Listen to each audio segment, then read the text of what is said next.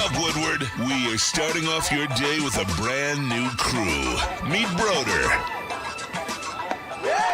I can't control my arms sometimes. My limbs are just kind of flying. Detroit Kool-Aid. Fired up! Y'all got Kool-Aid. I'm fired up! But with the Wake Up Woodward crew, he's actually a part of the family. Flannel Sam. Ask me about my wiener. Okay. Along with JB and KG. Wake Up Woodward gets you all of your Detroit sports talk. Every morning, 8 to 10 a.m. Live on Woodward Sports. A show for Detroit, by Detroit, with people from Detroit. Tell Siri to set an alarm. Because it's time to Wake Up Woodward. Hey, what up, though, people? Welcome to Wake Up Woodward. We appreciate you guys kicking off the day with the WUW Crew. Shout out to that dude, Justin. And we got everybody else in the building. It's your boy, Braden, a.k.a. Detroit Kool-Aid, credential Pistons reporter and writer for the network. And this right here, my guy, Flannel Sam, the vet of the squad, man. Hey. What up, though, brother? You know what's funny? I know we're not going to talk about them, but, Broder, you mentioned it before we even came on air. The Tigers are 4.5 out of the wild card. Hey, what did they do to get there? They didn't play. And they lost on Monday, and they've lost 3 out of their last 5, and they didn't lose any ground. So it's not over yet. It's on life support, but it's not over yet. Yes, we're saying there's a chance. Oh, man, oh, man, oh, man. And you know what, though? I'm okay with being heartbroken because it means that these Tigers are still fighting. I'm okay with that, man. Shout out to our credential, speak of it, Tigers reporter and writer for the network, our Lions writer as well. What up, though, Matthew Broder? How you doing? Hey, moving up A half a game when everybody loses. That's for the weenus. It is. Let's go, man. Hey, how you feeling this morning, man? I'm feeling great. We got a lot of Lions to talk about. We got some Pistons because Rod I'm Beer's loving joining the the trip. show. We're going to have a fun next 3 days. I'm excited for some of the shows we have planned. Chaos in our group chat. Chaos. That's not my fault. That's right. Hey, It's you know your what? fault. It's not my fault. It's partially your fault. You hear those voices, man. Shout out to intern Chase, but let me introduce our booth today, man. They are elite, and you guys already know that, man. Best in the game. Not just Woodward Sports. I'm talking about this whole media thing. You better tell somebody, Shout man. out to KG, Detroit's #1 draft pick in the sound booth, a.k.a. Black Hollywood. What up, doe, man? Hey, that Lions unofficial depth chart got me excited, man. We is almost here, man. I can't believe Thursday, tomorrow, is NFL football, baby. Let's go. Sir. KG Football. is Let's fully go. bricked up, man. Yeah. Let's Yes, rock. sir. And Woodward Sports MVP in the TD booth, that is JB Smooth. Jay Bizzle. Yo, what's up, everybody? It's not my fault. All right, I did not cause this drama. I don't know Technically, what's happening. Chase started it, but Yeah, see, you exactly. didn't help it at all. I didn't help, but I didn't start it, so I just got to say that. You messed my picks up. But go ahead. JB, what's up with that shirt, bro? I see it. Oh, Extension. He's going to be playing week 1, which I believe is Monday Night Football. 3 years, $82.66 mil, $48 million guaranteed, and a $25.69 signing bonus. That means he's earned $103 million guaranteed from the 49ers since he joined them in 2021. A lot of money.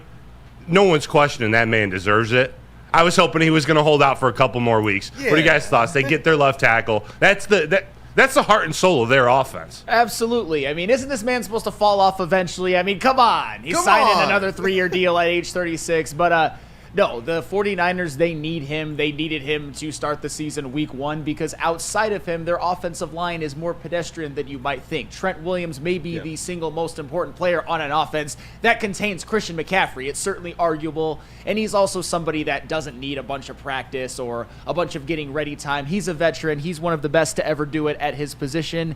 And it also leads to the point that, man, the 49ers can really pay everybody, can't they? And for a second, I was confused, and then I'm like, oh, that's right, Brock Purdy's on a rookie deal. That's why they can For pay now. CMC. That's why they can pay Trent Williams. That's why they can pay Ayuk, Nick Bosa, Fred Warner. You can go on and on and on. But that also means that there's some urgency to cash one in the next year or two. It seems like they're definitely buying all in. You got to win while Brock Purdy is on this deal. There's only 2 things, in my opinion, that can keep teams back from reaching expectation that have Super Bowl expectations like the 49ers and like the Lions. One of them, injuries, knock on wood. The other one of those is just kind of splinters in the locker room that disrupt the chemistry. I was hoping, and I'm still hoping, that with all of these different holdouts and players wanting theirs in that 49ers locker room, I'm hoping for the sake of the Detroit Lions that there are definitely some splinters in that 49ers locker room. Yeah, and that Brock Purdy contract, it's going to get expensive fast. Another reason they got the Jared Goff deal done, the Lions did. Got the Penei Sewell deal done. And before the third I mentioned, what's up? I was going to say, you mentioned Brock Purdy.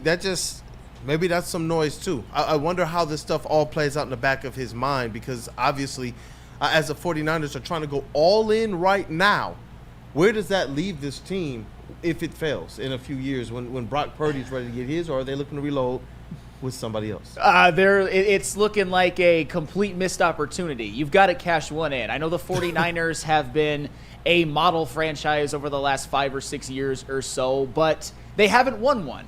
And not only haven't they won one, they've had a couple Super Bowl 10-point leads that they've blown. So the pressure is on. You never get a Mr. Irrelevant on a rookie contract who's actually really, really good. The 49ers have it. That's why they're able to pay everybody. But as KG said, it's not for long. And this man, if they decide to re-sign him, is going to get paid. Talking about maybe the highest paid quarterback in the history of the NFL when he decides to get paid. Highest paid 7th round pick ever. And it's not because he necessarily deserves it. It's because of the market. And he does deserve to sign a second contract in San Francisco or somewhere else. Factual. You know what other team the pressure is on to get a dude signed? Cincinnati. Yeah. Jamar Chase is still not signed. He's looking for 4 years, $140 million, somewhere in the ballpark, if not $1 more than his LSU comrade Justin Jefferson. I still can't figure out what Cincinnati's doing. They're historically stingy, but they don't have a choice to pay Jamar Chase, right, Flannel? They don't. That's the type of... it's a similar thing to if the 49ers didn't have Trent Williams. If Jamar Chase isn't in the fold, they're not meeting their expectations. They're not winning that division. Hell, they might not even make the playoffs, because also they lost Tyler Boyd. They lost DJ Reader on the defensive side of the ball. Thank you very much, Cincinnati. Jamar Chase is one of the best receivers in the league. Jamar Chase and Joe Burrow have that synergy and have been a dynamic duo going back to their days at LSU. They absolutely need him. And if I'm the Cincinnati Bengals, who gives a damn if they have to pay him even $1 more than Justin Jefferson? Get it done, because the Bengals, they're a type of team that fancies themselves as long as Joe Burrow is there, they're in a Super Bowl window. And I don't necessarily disagree with that. But if there's no Jamar Chase to throw to, if their number one receiver is T. Higgins, and then there's a big drop-off after that, the Bengals, they're not reaching their goals. They're just not. No, and we're talking around draft time. If you're taking Jamar Chase over Penei Sewell, if you're going wide receiver versus protecting Joe Burrow, now Joe Burrow has injuries, they have offensive line concerns, you can't not pay Jamar Chase. You invested in him. 3 years in the league. We forget he's only been three years in the league. I think 2 All-Pros. Like, he's arguably one of the best, if not a top 3 wide receiver in the league when he's healthy. Yep. And we saw that Brad Holmes, he kind of stirred the pot this offseason. But which one of the Detroit Lions demanded that Brad Holmes stirred the pot? We see all of these other players holding out and demanding what's theirs. Which one of Brad Holmes guys did that? Brad Holmes didn't let it get to that point. There you go. That's the issue, because eventually everybody wants to get their second contract, especially if you're an Amon-Ra St. Brown playing on a 4th round pick rookie deal and exceeding expectations, out the effing room. But it didn't get to that point because Brad Holmes and the organization recognized that we can get Amon-Ra St. Brown on what seems like an expensive deal now, but down the road it's going to be a bargain, and it's going to be worth every single penny. And I believe that 100%. Was he already, 5th or 6th highest paid? Yeah. Yep. Justin Jefferson passed him. Brandon Ayuk. I believe Ayuk passed him as well, or has the exact same contract, but still, that's very, very good value for Amon-Ra St. Brown. Great value. You could see it in Brad Holmes and Ray Agnew's eyes in their press conference last week, talking. They were saying all the right things, but it was at the same time throwing so much shade on the rest of the league. They were talking about, hey, we're taking care of our guys because they took care of us. Hey, they deserve it, so we're going to give it to them. We're not going to wait till the 4th or 5th year of their contract. We're going to give it to them now. Just absolutely throwing a wrench into the culture of these other teams, specifically the ones like the 49ers, like the Bengals, which are on two separate ends of the frugal rank. The Lions, Brad Holmes, that man is savvy. They figured it out. They've gotten ahead. KG talked about that unofficial depth chart that released yesterday. I think the one big name that we saw DJ Reader on that first team. Yeah. On that first team. Yes, sir. How much is he going to play on Sunday is still to be determined. Don't but I matter. saw a clip from our good friend Doc Macaroon Hey, shout out to the at Doc. Detroit Podcast on Twitter of DJ Reader just going through one drill live in pads. I think it was on Aleem McNeil. I don't think it was an offensive lineman, but the dude looks healthy. And I just got a lot more excited about the fact about the opportunity of him playing week 1 and playing a significant role. Check this out. I forget what the name of this drill is, but he looks like he's getting ready to go. He's another guy. I don't think it's as much as Trent Williams not needing practice time to get ready to go, but really he is a veteran. It's all about how healthy his quad is. I don't think he needs much training camp, much practice time, I should say. You got to get into football shape, so he's not going to be 100% on Sunday. But having DJ Reader back healthy early this season, massive, boys, right? Yeah, and I trust former player and just all-out animal Dan Campbell in his judgment with that. You would think that he would know how much the pedal needs to be pushed and when to, let up just a little bit. So I definitely, with a guy like Dan Campbell, you hear the players say that that's a guy they want to play for. And a lot of them say it's because they think that he just gets it. And that's what I think we see here. The way he treats his vets, the way that he gives, honestly, autonomy and opportunity and position to his young guys as well. He's not limiting them. He's letting them come in, and if you've earned it, you've earned it. That rite of passage that says as a rookie, well, no, just because you're a rookie, you got to no, he's going out there and he's doing things his own way, and it's paying big dividends. 100%. And what I like, too, about the potential of DJ Reader playing is I think to some extent a lot of us had mentally prepared, maybe he's not going to be there week 1, even after he got taken off the PUP list. But if DJ Reader actually plays, no matter how limited or no matter how many snaps that he plays, it neutralizes what I think could potentially be an advantage for the Los Angeles Rams with their interior offensive line going up against a DJ Reader-less Detroit Lions interior defensive line. But if DJ Reader is there, if you've got DJ Reader and Aleem McNeil going hat on a hat with a Jonah Jackson and a Kevin Dotson, I think that that's a pretty good matchup. And especially if you can rotate in like a Levi O, for example, that's something where the defensive line can at least win some battles and maybe play the Rams' interior offensive line to a draw. So that makes me very, very excited, and it makes me even more bullish that the Lions are going to win that game. I love the way that you sound there, man. The confidence. And honestly, that's what we are as Detroit Lions fans, and that's what we've come to expect is have confidence in this team. They've worked to get this far, and now you got Dan Campbell as kind of this master technician, reeling them back in and getting them geared up and focused on week 1. Yep. After, though, they have been preparing as if the Super Bowl is tomorrow. I hope that week 1 is when we see them step out there in the field. We see some things corrected from last year. I expect there to be some early rust, maybe. But I expect this team to go out there and show that they are the dominant squad that we think that they are. And we hope that they show it, and I think that they will. And like Dan Campbell said, at some point you have to take it week by week. I know that that's cliche and everything, but you're never guaranteed to necessarily get back. And I think the Lions have everything that it takes to get back, maybe multiple times, but it all starts with a week 1 victory at Ford Field against the hated Los Angeles Rams, a game in which the Lions should win, are going to be favored to win, and it's going to set a nice tone to start the year with multiple winnable games coming up early on in the season. Shout out to Diz, Woodward Sports forced Kelly and kids to stay home, boo them kids. Seriously. Yeah, it worked. It worked. It did. Oh, man. You know what? Detroit sports fans are simply the best. Week 1 is going to be rocking. We already know that. Gosh, man, that energy from the draft, if they can just bottle just a little bit of that, which I know they will, it's going to be crazy Ford Field. Simply the best fans, man. I can tell you about something else that's the best as well. Premier Pet Supply. It's hands down Michigan's best pet store. Same prices and all the conveniences of the online and the big box retailers, with one major difference. They've been family and locally owned for over 30 plus years. They carry over 60 brands of food and they have nutrition experts to help you. Same day, local curbside, home delivery. Premier Pet Supply, give your pet the best. Visit them online, premierpetsupply.com. So just to get the heated steering wheel, I also had the spring for the bigger rims. Yeah, that's how they get you. Those upgrades will cost you an arm and a leg every time. Hey, new car crew, how'd it go this weekend? I got a great deal on mine. How? I went to Randy Wise, not those other guys. They got me in a great new ride, and they didn't break my budget. Hey, could you pass me the sugar? How? never mind. He made the wise choice. Yep. Make the wise choice at randywisechevy.com.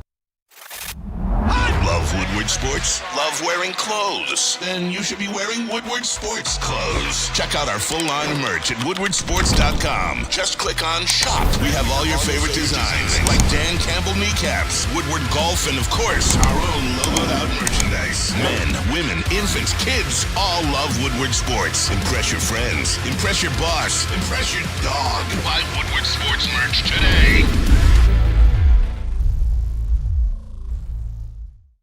Braden Edwards here, Premier Pet Supply. Man, just looking around, who's got it better than pets?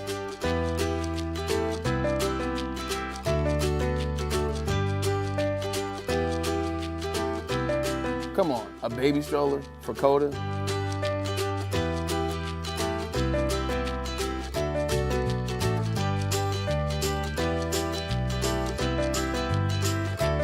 A chef for Lola, really?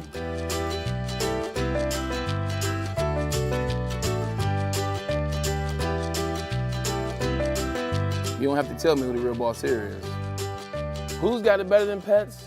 Nobody, especially here at Premier Pet Supply. For over 30 years and more than 13 locations, Premier Pet Supply has everything that your pet can dream of, and guess what? It's all under one roof. Premier Pet Supply, family owned, operated, and proud to call Metro Detroit home. Check out premierpetsupply.com or scan the QR code today. Who's got it better than pets? Nobody! Want to know where the best pregame Lions party will be at September 8th? Join us at Detroit's very own Second Best Bar, located at 42 Watson Street for the ultimate fan experience. Enjoy some smooth Tullamore Dew Irish whiskey while catching the Woodward Sports pregame show, only at Second Best Bar. Come get some. And we are back with no people. It's Wake Up Woodward on the Woodward Sports Network. I hope you guys stay tapped in with all of Woodward Sports, not just today, but every day that we got something going on, man. Thank you guys, chat family. As always, you guys are the most important part of this entire WUW Crew production. So we need you guys to make sure you're hitting that like button, satisfying it, and treating it right, man. Gotta treat it nice. You know what I'm saying, KG? Hey, oh yeah, I know what you're saying. What up, brother? You gotta, brother gotta start singing. Come on, brother. Hey. Hit him with a note real quick. I got an edge. It's all good, baby. Just hit that like for us. We appreciate y'all, man. Thank you. Satisfied. Hey, thank you guys for being here. Got to jump right into this Detroit Lions conversation for a couple segments here, and then we got the GOAT Rod Beard that will be joining us as well.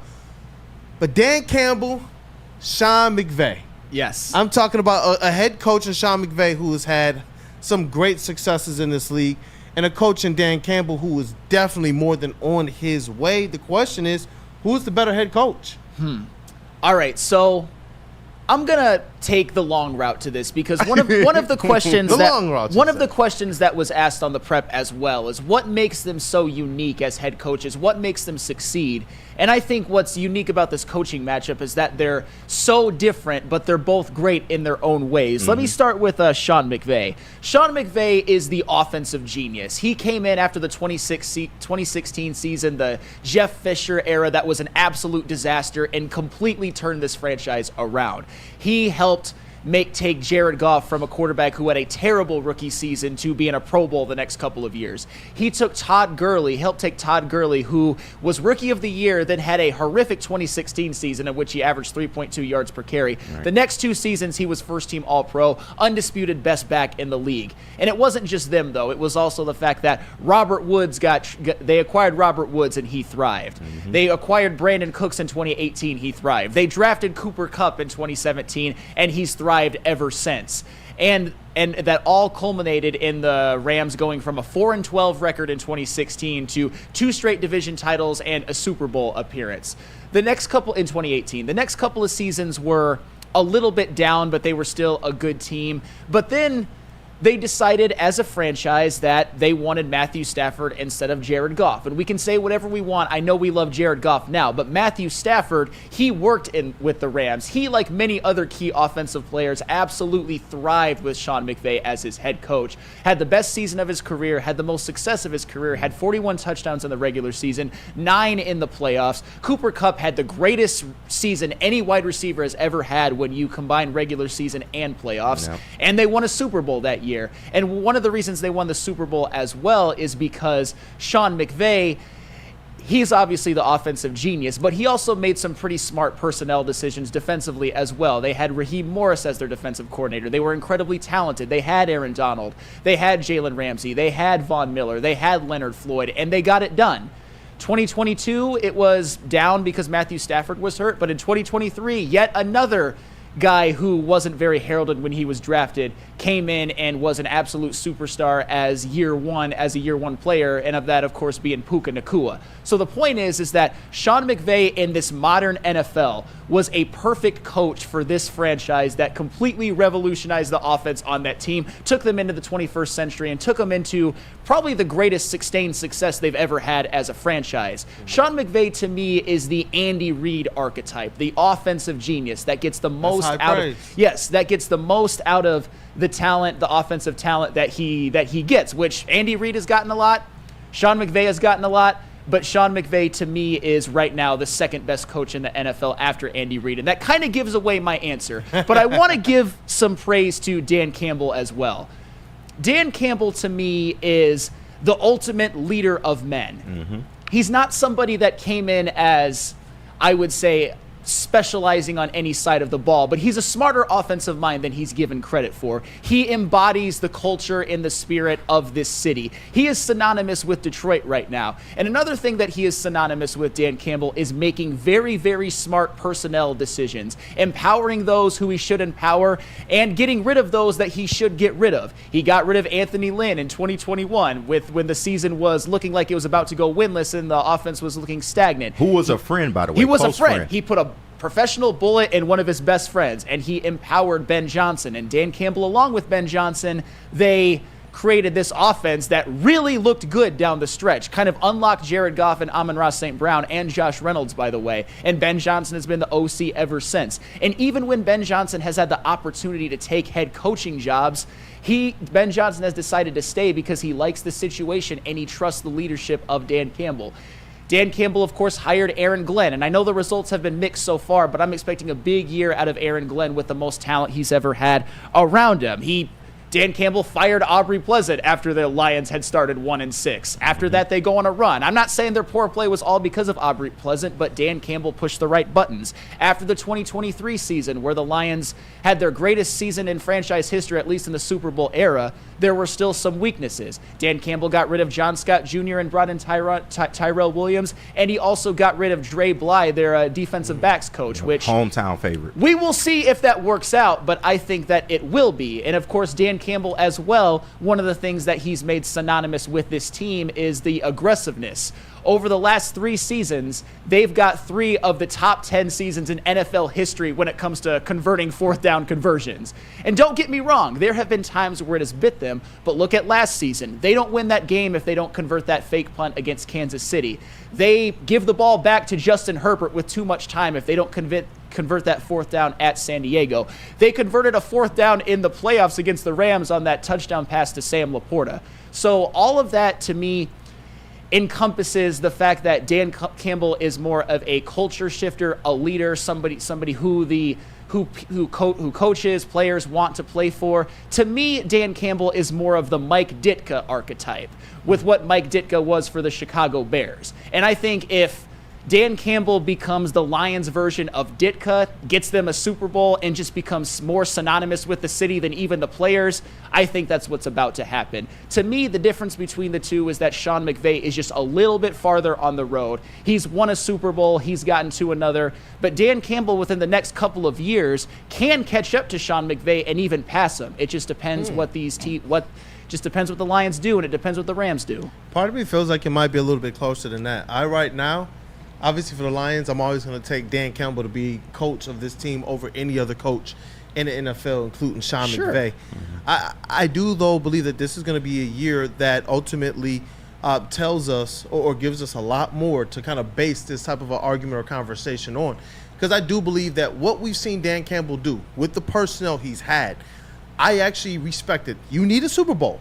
So you got to stop shy of how much respect you put on that, because Sean McVay has a Super Bowl, but it was tailor and ready-made. Jared Goff didn't even get that type of support that Matthew Stafford, who I respect as a quarterback and everything put in here, but that team, they loaded that team absolutely up. And so it's like I respect what he's able to do, but as that team goes through some of its ups and downs personnel-wise, well, we've seen Dan Campbell have his success during that same time with a team that has not had the type of personnel on the high-end side like those Rams of that won the Super Bowl experience. And so for me, it's like, I don't know, I'm looking at it. I respect Sean McVay. I will, out of what he's won and out of counting stats and out of the past, put him just a little bit above Dan Campbell. But I do believe that this is a year that Dan Campbell is going to start to really prove that he's a coach that every single year deserves to be in that conversation for top 2, top 3, top 4 coach in the NFL. Yeah, I mean, if Dan Campbell leads the Lions to a Super Bowl, you could make a Super Bowl win. Let me clarify, to a Super Bowl win, you can have the argument going into next year that he's as high as the second best coach in the NFL after Andy Reid. I'm not saying you would win the argument, but you could certainly make the argument. But that's what Dan Campbell needs on his resume to really reach that rarefied air. And I think he's going to do it someday. Yeah. And I think he's going to go down as especially the fact that it's with the Detroit Lions. And I get it. There's more context to it because I also think a lot around him, like having a great GM as well, has helped. But when you're a coach, great front office structure. Yes, but when you're a coach that gets a storied franchise in some ways, although the Lions aren't really storied, but they have history. When they get a franchise which has experienced a lot to their only Super Bowl win, you are a made man for life. I.e. Mike Ditka with the Bears and Doug Peterson with the Eagles, although Doug Peterson got fired a couple more years later. But Doug Peterson right now has the distinction of being the only Super Bowl winning coach in the history of the Eagles. And Dan Campbell, I think that he's going to get that with the Lions, at least within this window. Yeah, and furthermore with Dan Campbell and just kind of hearing the history of some of these other coaches, you mentioned it. That front office and the ownership structure that the Detroit Lions have right now gives me much more optimism that they will be able to sustain this beyond if they do so happen to punch home a Super Bowl win, that they will be able to sustain this thing for much longer than we've seen, like you said, Peterson be able to sustain the success that he had. And you're right. They got to win a Super Bowl. We're not sitting here talking about Dan Campbell in the light of, is he one of the Lions' best coaches of all time? You talked about the rarefied air. Mm-hmm. That's where the Lions are right now. This window and all their expectations right now have lined in a place that these Detroit Lions have never been. So right now it is Super Bowl expectations, and for Dan Campbell, it is his legacy, like as relates to overall NFL perspective, is going to be tied to Super Bowls. With the Lions, we've been banting about who's the best quarterback and the best coach, and this team has barely won a playoff game. Yeah, you know what I'm saying? So it's like, for Dan Campbell, I'm glad that now our observation, us looking at the game, the expectation has stepped up to, you know what? Let's elevate our mindset. Let's get into this rarefied air. Let's love on our coach, but let's be fair about what you got to do to get there. No, your point is that being the best coach in Lions history is light work. That's light work right now, man. No, seriously, that's and it's not a high bar. That is the absolute baseline, not a high bar to clear. You need to, if you're Dan Campbell, you need to be. I don't even know where to really go with this, but being the best coach in Lions history, that's really nothing. That just means that you've got the team a playoff win. Yeah. But like I said before, I think that Dan Campbell is going to continue to work, and I think that they're going to win a Super Bowl during this window. And once he does that, he's a legend. Woo! He's on a fast track to the Hall of Fame. Yeah. He's going to make the Hall of Fame. Absolutely. You should put him in if he win it. Put him in as soon as he wins it. Like seriously, man. Hey, but Sam, build the statue ASAP. No, he's for real. He's still coaching. I don't care. He should be walking into the building right past his statue. Like, hey, man. Right. Him, Martha, and Brad need to have one right out front of Ford Field, man. If that happens, the but Trinity. Sam, I thought you broke that down perfectly, and the way I look at it is crazy. It's kind of like college football 25, man. You got Sean McVAY, who is the tactician, the boy wonder, as he's been dubbed, the offensive genius. And over the years, he's proven that he is a damn good coach and one of the top coaches in the NFL. But where it happened for me and where he proved it to me is where coming off of a Super Bowl where your franchise said F them picks, essentially franchised or mortgaged their future, and they were supposed to be bottom feeders that following year. And somehow, some way, they took Matthew Stafford, got him healthy, and they managed to get to another playoff run, which unfortunately ended early because our Lions were on the come up. But you got a coach in Dan Campbell who you look at as the motivator, the master motivator, somebody who didn't have a lot of experience but fell off that Sean McVay coaching tree. And it seems like he got his aggressiveness from Sean Payton as well, because Dan Campbell over the years has kind of changed the NFL game in terms of going for it on fourth down, leaning more towards the analytics and making the right decisions in late game situations. And he's somebody that we've seen improve from year to year to year as far as clock management and things of that nature. And I think he's right up there. Of course, Sean McVay, he's the proven commodity right now, so you got to give him the edge. But Dan Campbell is not too far off, and in the next couple years, he could even surpass a Sean McVay if they do it the right way. Cool. I like that. We got a lot more Detroit Lions on the way. We got to break down the Lions offense versus the Rams defense as well, and I want to kind of kick that segment off as well, hearing a little bit more about Broder's take on McVay and Campbell as well. But first, a word from one of our sponsors. Absolutely. Les Stanford. What happens when you run a great business for over 50 years? You expand and offer more products to more people. This is exactly what Les Stanford did by adding Les Stanford Buick GMC, the same great service that customers have come to know and trust, on Woodward Avenue just south of 9 Mile. Check out Les Stanford in Dearborn today at lesstanford.com. Les Stanford Chevrolet. Together, let's drive.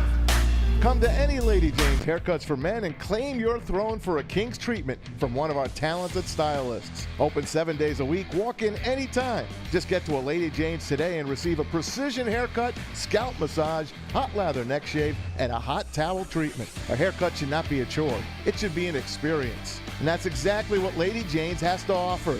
Open 7 days a week, walk-ins are always welcome. There's always a location near you. Lady Jane's Haircuts for Men, it's wicked awesome. Can't get enough Lions coverage? Make sure you catch all Woodward sports shows every game day. Wake up with Woodward and Maine, giving you the latest insight into the Lions locker room and press conferences. Then join the Lions pregame show, highlighting key matchups, injuries, and what to watch for during the game. Follow all the ups and downs of the live game action with our Woodward Watch Party live on YouTube and WoodwardSports.com. After the game, check out the instant fan and host reactions with the Lions postgame show. Every game, it's wall-to-wall, kneecap-biting, high-fiving, chest-pumping Lions coverage. Hell yeah! Only at Detroit's #1 sports network, Woodward Sports. Woodward Sports, let's go! Stop searching for a vehicle and start finding one. Les Stanford Chevrolet Cadillac makes it easy. We harness the power of multiple dealerships and own the biggest selection of GM brands in the area to get you the car you need. With the Les Stanford Group, you'll have access to 4 different dealerships, providing you with more makes, more models, and more choices. We're connected to more than 1,000 vehicles, and with so many high-quality CPO vehicles available, you'll find new car quality at pre-owned prices. You can start and end your search at lesstanford.com today. A ton of fun, a ton of sports, and a ton of man-meat. Welcome to the Woodward Heavyweights, live daily 5 to 7 p.m. on Woodward Sports. How would you like $10 of free products from Dispo Dispensary? Screenshot this image with a QR code and bring it into any Dispo location, and you'll get a free $10 to spend in store with a minimum purchase of $25. Visit Dispo Dispensary today or disposhops.com. Dispo Dispensary, your local cannabis plug. What up, dog people? Welcome back. It is Wake Up Woodward. Thank you guys for kicking off the day with the Wake Up Woodward crew. It's such a sunny day. It's a good day out. Game week for the Detroit Lions. It's getting so much more hype as we get closer. We're getting some good news as well. Detroit Lions, everything is aligning right now, including the hints of the black jerseys. Everything's aligning for a good weekend for the Detroit Lions. Bring them to Ford Field week 1. Come on. They have to. Come on. They have to. Black jerseys, week 1. Intern Chase, man. Just give me a head nod. Yep. Intern Chase. That's a wise one over there. Gives his stamp of approval for the black jerseys week 1. Like KG has been telling y'all, You said it's a funeral. You damn right. Everybody knows when you play football, you wear the black jerseys, it's a funeral game. Bury the Stafford narrative once and for all. You know what else I'm wondering is going to be a funeral? The Lions offense with the potential to bury the Rams defense. Because you look at what this Lions offense is already. Even despite the questions with, we're talking about depth of wide receivers, they are still going to be a machine. That offensive line is elite. Jared Goff is one of the best quarterbacks in this league. Amon-Ra, one of the best pass catchers. Penei Sewell. We can just go down the line. Sam Laporta. This Rams defense, they've kind of overhauled their secondary as well as the Lions. Do you believe they can hang with this Lions offense? And is that the key to this game? I don't know if it's necessarily the key, but I think it's going to be tough for the Rams. I like the Darius Williams addition a lot. Tre'Davious White, the Rams are taking the risk that he can come back healthy, because when he was healthy, he was at one time an All-Pro and multiple-time Pro Bowler. I like their slot corner, Quentin Lake. I think he's pretty good. The addition of Cameron Curl, I think he's a bit of a lateral move from Jordan Fuller. I think at this point in his career, John Johnson III isn't that great. But the thing that I think the Lions will maybe be able to present some problems for the Rams is that this is where the Lions can use their wide receiver core to their advantage, to where they've got a bunch of slot, shifty, smaller guys. And Darius Williams is somebody in his career that really only marks the outside. Well, he marked the out. He played the slot quite a bit in 2022, but he wasn't as effective as he was in 2023. Tre'Davious White is somebody who really only marks the outside. And I'm not saying that Amon-Ra St. Brown can't play outside. It's just his skill set is something that I think could bother a Tre'Davious White or a Darius Williams. And I think that's where they could have an advantage against this Rams secondary, because on paper, the Rams secondary might be, you could argue, the strength of their defense. But I think in terms of styles, the Lions might have some advantages. Yeah, I do like how they overhauled it. Like they overhauled their secondary similarly to the Lions, but they did it with veterans. Yeah. I'm not complaining about Terran Arnold by any means, but they did it with veterans. Darius Williams coming home, I think, is a good addition. They even drafted Cameron Kitchens out of Miami, so they got two Camerons in their secondary, playing safety, and their name starts with a K. That's odd. That's odd. But that's going to be part of it, and you hit a very good point, especially after trading Ernest Jones, their middle linebacker or inside linebacker. He was their top tackler. Bobby Wagner. Was Bobby Wagner on the Rams last year? No. Ernest Jones is the top tackler. That's right. So he was their green dot. They traded him away for like a 7th rounder. So you got to think the middle of that field, especially when you got rookies all over their front seven, the middle of the field where the Lions' strength is might end up being their weakness, at least in week one, like before they can all start playing with each other and figuring things out. So I like those prospects. And then we talk about their new front seven. They lost Aaron Donald. We can talk all we want about Jared Verse and Braden Fiske and Kobe Turner having a big year too. But they lost the best defensive player in football for the last decade. Yep. That's not going to be easy to replace. I like their rookie draft picks, but this is where the Lions, this is where the interior of that offensive line, the addition of Kevin Zeitler to go along with Frank Ragnow and Graham Glasgow. This is going to be a big day for David Montgomery. Yeah, and I'm glad that you mentioned that, because as time gets closer to this game, you get to break down the Rams a little bit more critically than you did in previous weeks and even previous days. And Jordan Lionheart brings something up, and I'm going to expand on it. Without Aaron Donald, the Lions, are going to create some crazy run lanes. Lions going 150-plus rushing yards. Ooh. Yes. Yeah. Yes. But it's not just Aaron Donald. It's also Ernest Jones as well. He was their best linebacker by far. And Aaron Donald, I think one of the reasons why it's hard for me to even really contextualize how big of a loss it's going to be for the Rams is you assume when a player retires, that means that he was no longer effective. That is not the case with Aaron Donald. He could go back on the team and be their best defensive tackle this season. He just decided to hang it up at this age, and hopefully he has a lifetime of health and a first ballot Hall of Fame spot, which he most certainly will get. But definitely deserves it. Absolutely. But with the Rams, as you said, we're talking about Braden Fiske and Jared Verse. These are picks that I'm sure the Rams are excited about, and I think that they could be really good players, but they're rookies. At the linebacker position, Ernest Jones, that's going to be a big loss. They're counting on potentially a rookie undrafted player and Omar Spates being their starter. I'm not saying he's going to be good. I'm not going to be good. I'm just saying I'd rather have Ernest Jones at this point. And Christian Roseboom, good luck. He blows. He's worse than Derek Barnes, Jack Campbell, and Alex Anzalone. Christian Roseboom is mid as hell. My point with all of this is that Aaron Donald and Ernest Jones leaves a big hole in the middle of the field that I think the Lions are going to be able to exploit. And I think one or both of the running backs is going to go crazy. Definitely, because in that playoff matchup, the Lions only got 79 total rushing yards, 57 on 14 carries from David Montgomery, 25 on 8 carries from Jahmyr Gibbs, but they did include him, Jahmyr, in the passing game, 4 catches for 43 yards.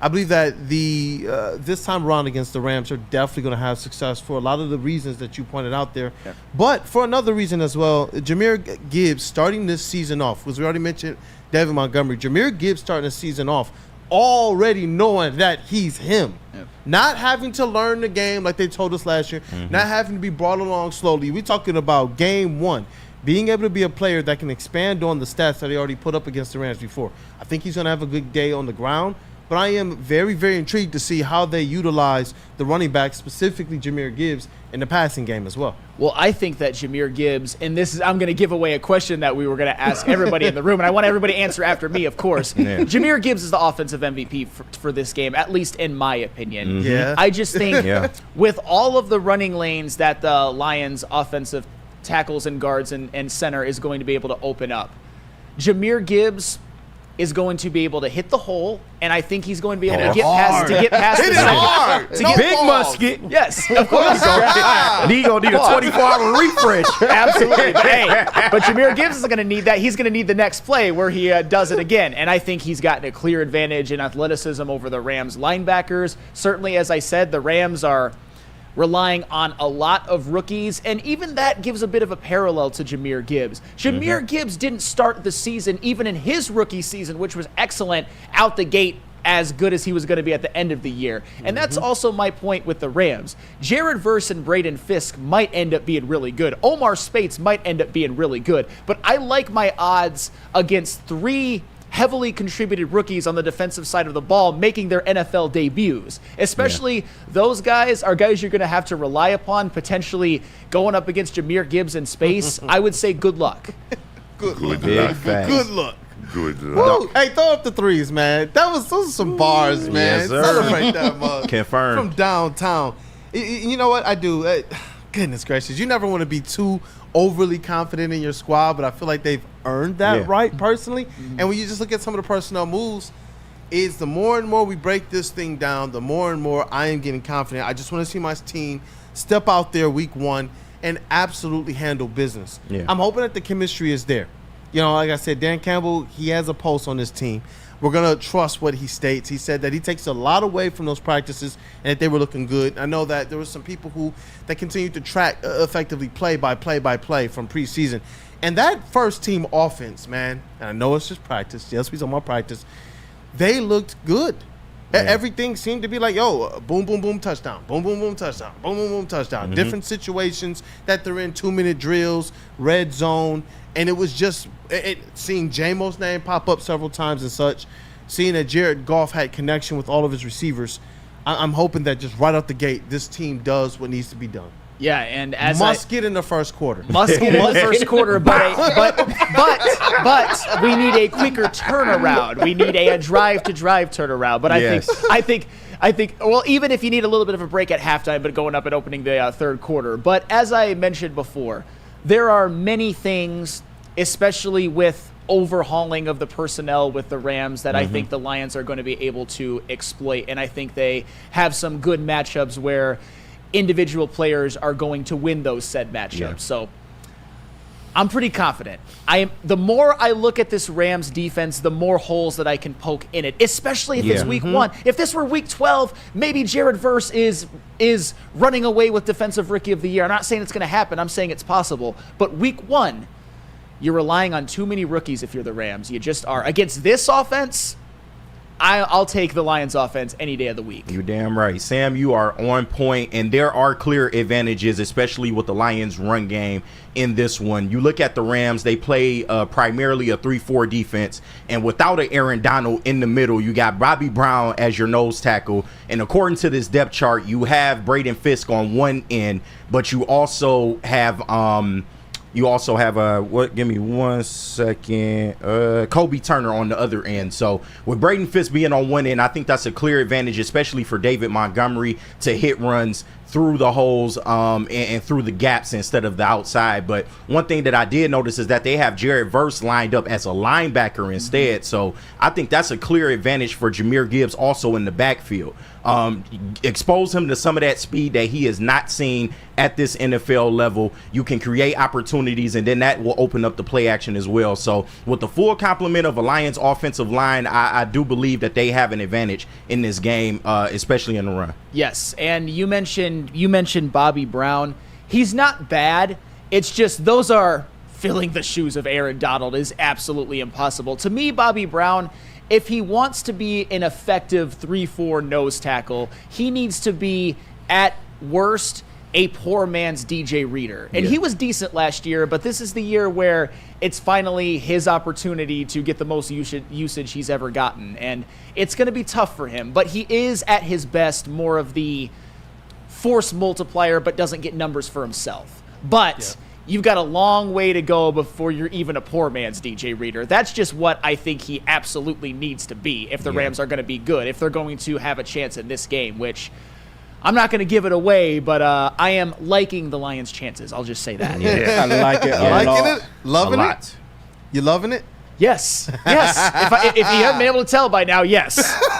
I can tell. Yes. I mean, the dust is elevated on both sides. That's why poking holes in that's that why Rams it looks defense. even. One by one. You wonder, will Bobby Brown be good enough for this new edition of the Rams defense? I see what you did there. Right.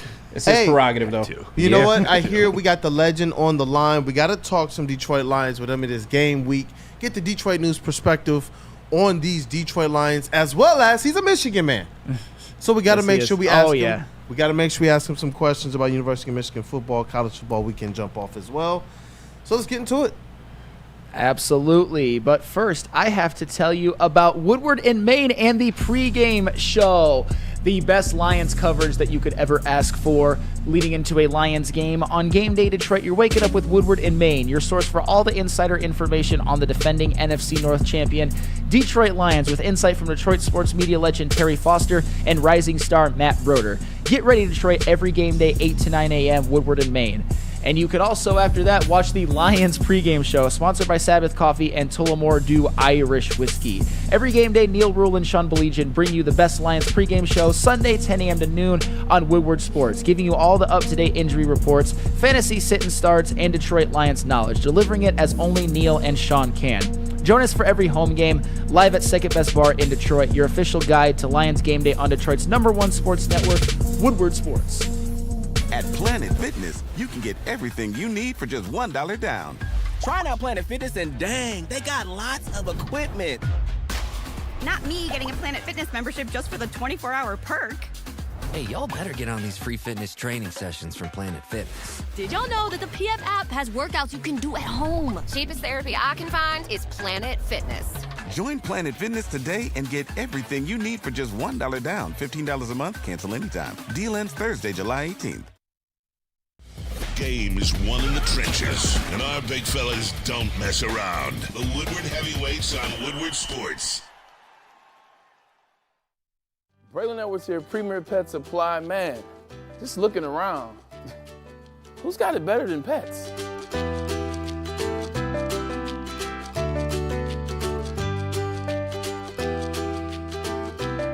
Come on, a baby stroller for Coda?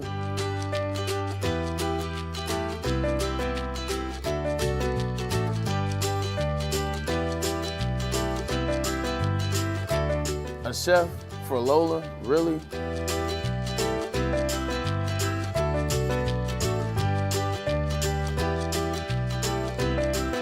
You don't have to tell me who the real boss here is. Who's got it better than pets? Nobody, especially here at Premier Pet Supply. For over 30 years and more than 13 locations, Premier Pet Supplies has everything that your pet can dream of. And guess what? It's all under one roof. Premier Pet Supply, family owned, operated, and proud to call Metro Detroit home. Check out premierpetsupply.com or scan the QR code today. Who's got it better than pets? Nobody! It's bear hunting season, and Dan Campbell is hungry for some kneecaps. If you can just get a hold of them and you start dragging their ass out to the deep, dark abyss, you can drown them. The Kings of the North are back for another year of the brand new Lions. Make sure you're locked in to Detroit's #1 sports network for all the news and info on your Detroit Lions. Woodward Sports, let's go. No matter where you are, there's a Planet Fitness close by. There are more than 50 in Metro Detroit and thousands more throughout the world. At Planet Fitness, you'll experience a squeaky clean gym that has tons of equipment, friendly, knowledgeable staff, and a totally judgment-free atmosphere. Did you know that all Planet Fitness memberships include fitness training for no extra cost? Want all the perks? Upgrade to the PF Black Card and enjoy use of amenities such as unlimited use of the Black Card Spa featuring hydro massage, massage chairs, and total body enhancement, and more, along with access to over 2,500 locations worldwide and unlimited guest privileges. For more information or to join today, visit your local Planet Fitness or planetfitness.com. And we are... Hey, KDK Law. Absolutely. But first, I got to tell you about KDK Law. Dealing with divorce, child custody, visitation, or other family law issues. I hope not either. Kevin and Catherine at KDK Law in Birmingham will have your back. With 10 plus years of experience and 24/7 availability, scan the QR code on the screen or call 248-971-0476. Say Woodward Sports sent you and KDK will pay your filing fee. KDK Law, they've got your back. No more ad reads? Welcome back. Did you glitch up there? Woodward. I'm looking like, oh, shit.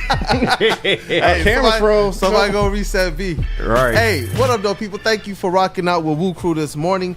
We got the legend right now, Rod Beard. I got to ask him some Lions questions right now from the WUW Crew. And what his up, though? audio is up. I know it is. It is. I know it is. That's how we do. Oh, let's rock. Shout out to the Eastern Michigan Zip Up, too. I like it. That's how we roll. That's how we roll. Well, Rod, look, we were talking about Rod Beard, sports editor-in-chief of the Detroit News. He joins us for a couple segments every Wednesday. We appreciate you for joining us. We were talking the Detroit Lions offense versus the Rams defense that has had some changes, some additions, relying on some rookies, and they lost a legend as well.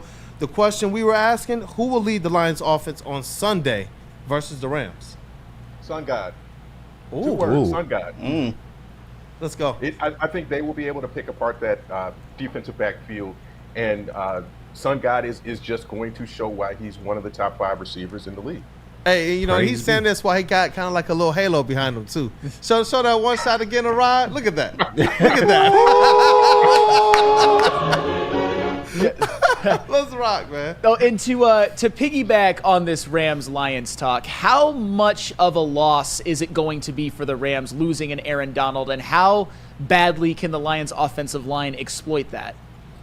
Well, you don't have to double team in the middle anymore, and that was just a given. You just knew you had to do some type of combo scheme or something to make sure Aaron Donald didn't get started and didn't get that head of steam going in the interior of that line. And now you can sort of play more standard stuff and not have to scheme specifically that way. I think that's going to open up a little bit more and allow you to be more free and give you a little bit more time there in some of those cases where you can find your receivers.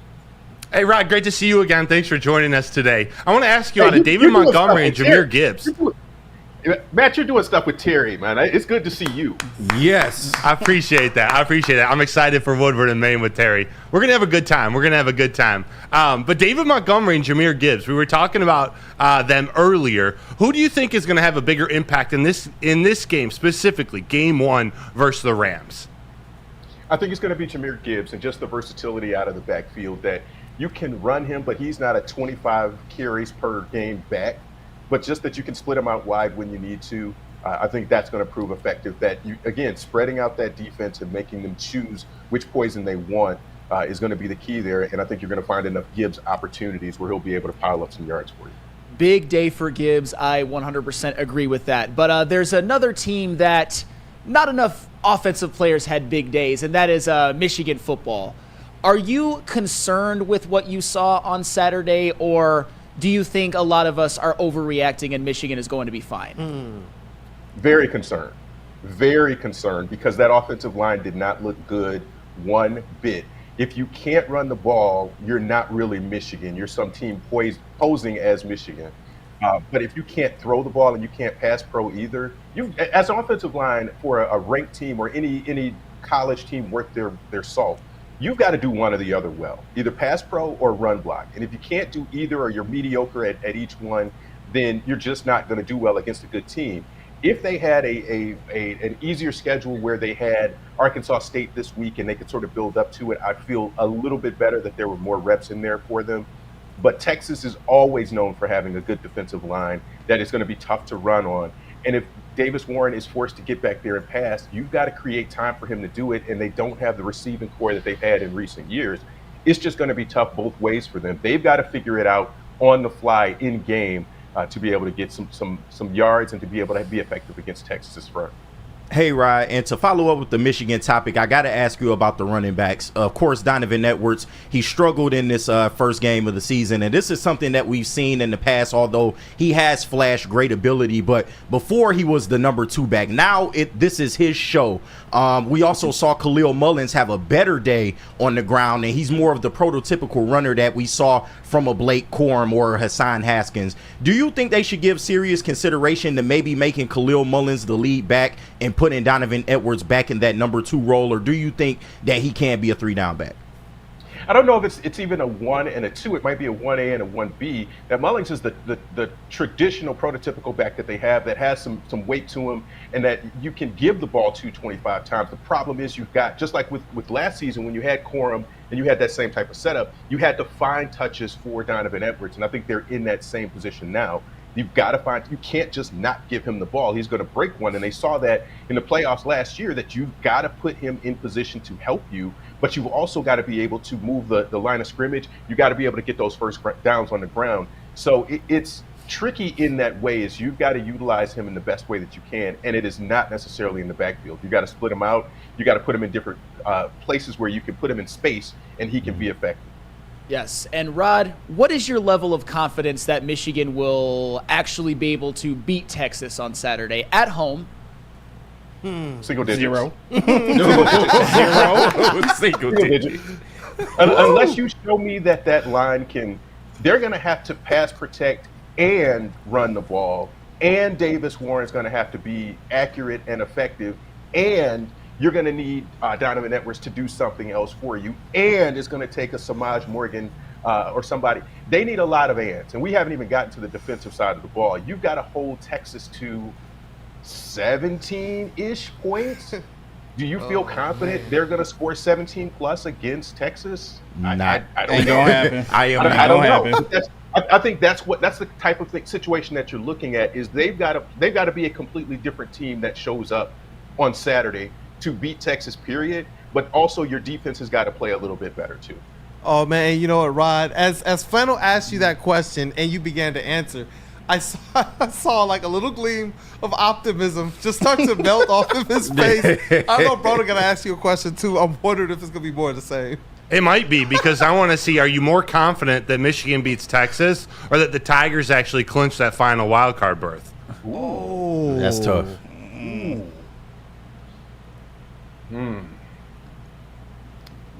The 4 teams in front of them, they lost yesterday. So the teams on their off day helped them out. But again, what is it, 22 games left, 4.5 games back?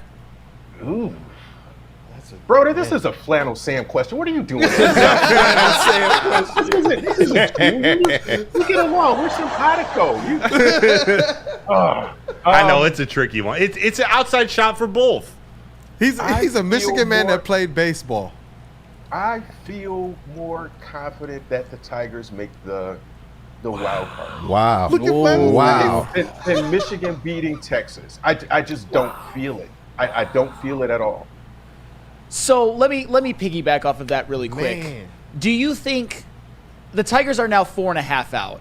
They've lost 3 out of their last 5, but they didn't lose any ground. Is this a real race for the Tigers? Is this something that they have a chance to actually win a wild card spot, or is this all smoke and mirrors and a fugazi and more looking towards the future?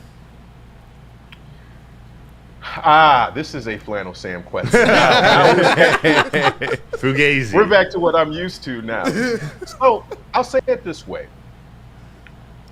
The Tigers' schedule is the reason that I'm a little bit more questioning this one. They got some games against the A's, but then you've got a tough little stretch against Baltimore, KC, and Baltimore again, where you have the opportunity to make up some of that ground if they play well in that kind of 2-week span.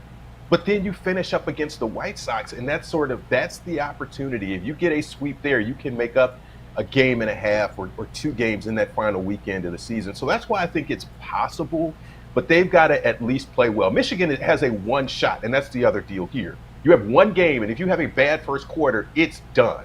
It's just completely done. At least in the Tigers' case, you have a couple of weeks where you can figure this out. And we were talking about them. We were doing last rites on the Tigers a few weeks ago that they were 9 games out, and now they've been able to make that up and cut that thing to in half. So now, can they do that again? I think the odds of that are a little bit better than Michigan being a different team than what we saw on Saturday. Hey, Rod, and I know we up against the break, but I got 2 quick questions to ask you. The first one being, the Rams are coming to town, prime time football, and I feel it's important for the Lions to get this dub to kind of solidify their 1-point playoff win from last year against this team.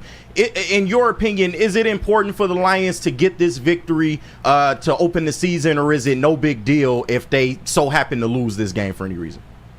I say it's no big deal because it doesn't kill their season. I think we talked about expectations before, and I don't think this is a Super Bowl or bust year, but I think it can set fans' expectations back to a reasonable level if they lose this game to say, look, this is a long season. They're not going 17-0, but let's keep everything in perspective here. I don't think they need to win it, but it would certainly help their cause if they did. All right, and my second question, since this is the last time we will see you before the Lions season officially kicks off, give me your season prediction on wax right now. Win-loss, what is it? 11-6. 11-6. Woo, okay. 11-6. Does that win the NFC North? Yes. Oh, okay, cool. Okay. That's all I care about. All right. Let's go. I think that's there we reasonable. go. Yeah. Everybody's heart stopped for a second. Yeah, I was like, that's one win less than last year. Like, oh, boy. That's what our psyche this morning, Rod. You know what? It's a first-place schedule. First-place schedule is a little bit different than they had last year. And you want to be fair on it. This is why I love these segments, being able to get the perspective of the sports editor-in-chief from the Detroit News. It's not just his great sports mind, but all the other great kind of reporters and writers that at the Detroit News as well. We got one more segment. Hey, I already put in the chat. You guys better get those drum rolls ready for the legend, because he's always awesome. But I got to tell you guys about something else that's awesome as well, is where a guy can be a guy and get an amazing haircut. That's Lady Jane's Haircuts for Men. All you got to do is stop in, sit back, and relax, and let one of Lady Jane's talented hairstylists make you look and feel great.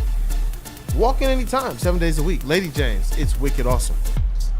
At Planet Fitness, you can get everything you need for just $1 down. Try out Planet Fitness and dang, they got lots of equipment. Not me getting a Planet Fitness membership just for the 24-hour perk. Hey, y'all better get on these free fitness training sessions from Planet Fitness. Did y'all know that the PF app has workouts you can do at home? Cheapest therapy I can find is Planet Fitness.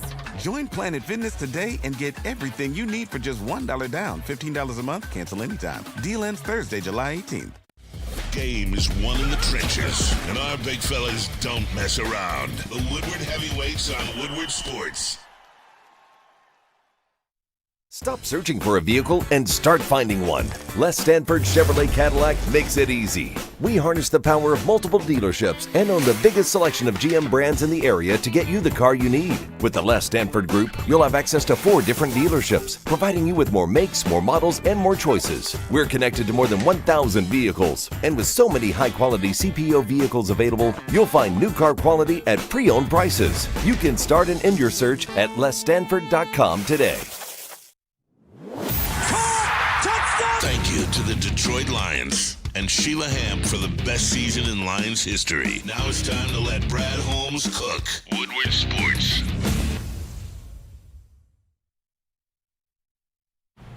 Let Guardian Alarm offer you customized solutions from real experts. Our professional technicians, they take the time to recommend security and automation solutions specific to your needs. It's 24/7 professional monitoring, so you can call us anytime.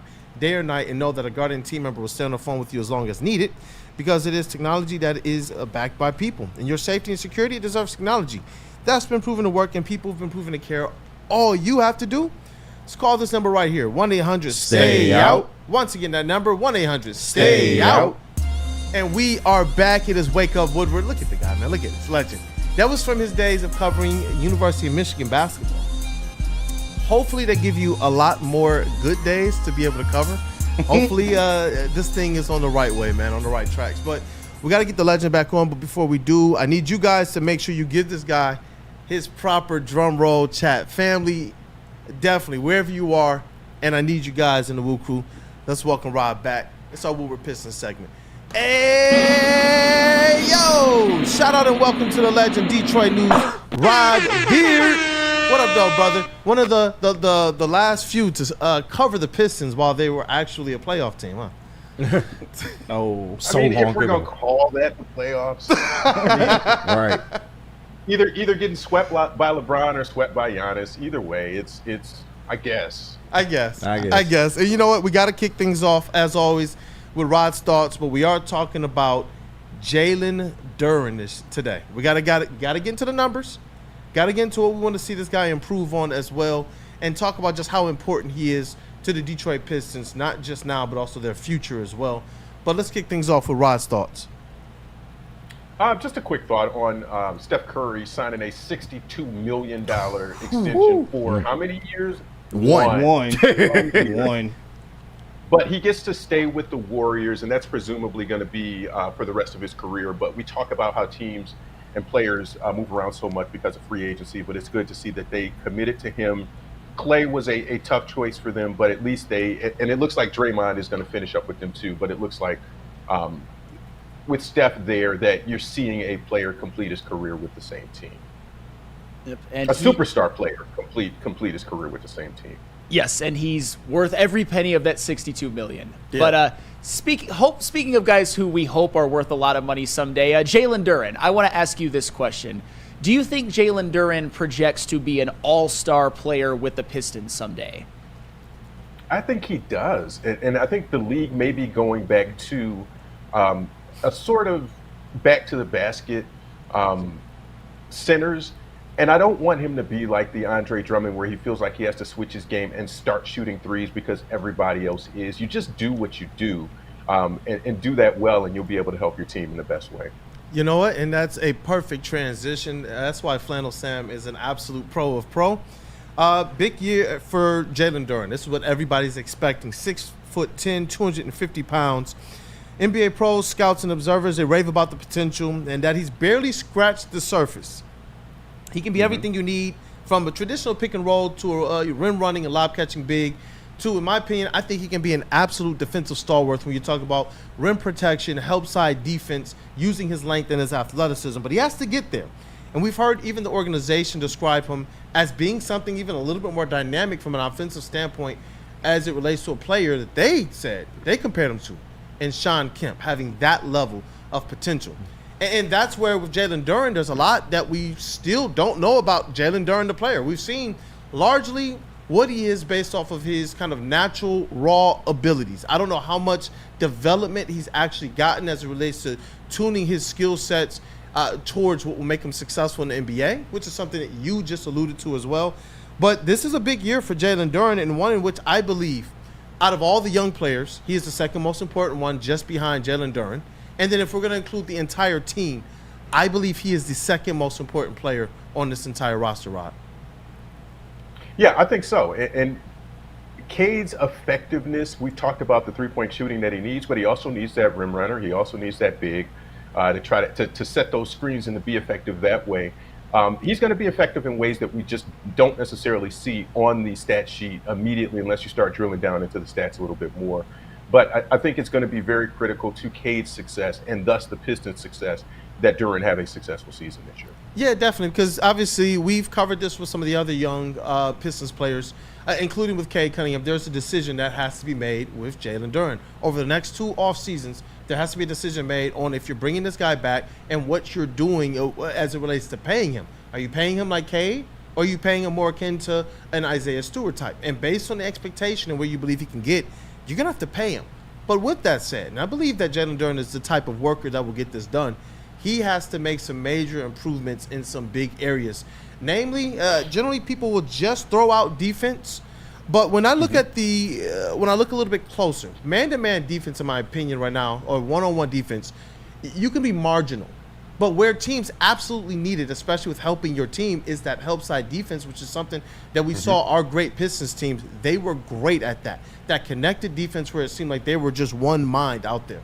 And when you look at some of the rebuilds from the Houston Rockets to the Orlando Magic, it's not just kind of the vets they were able to put around the young players, but that players like Alperen Sengun took major steps forward.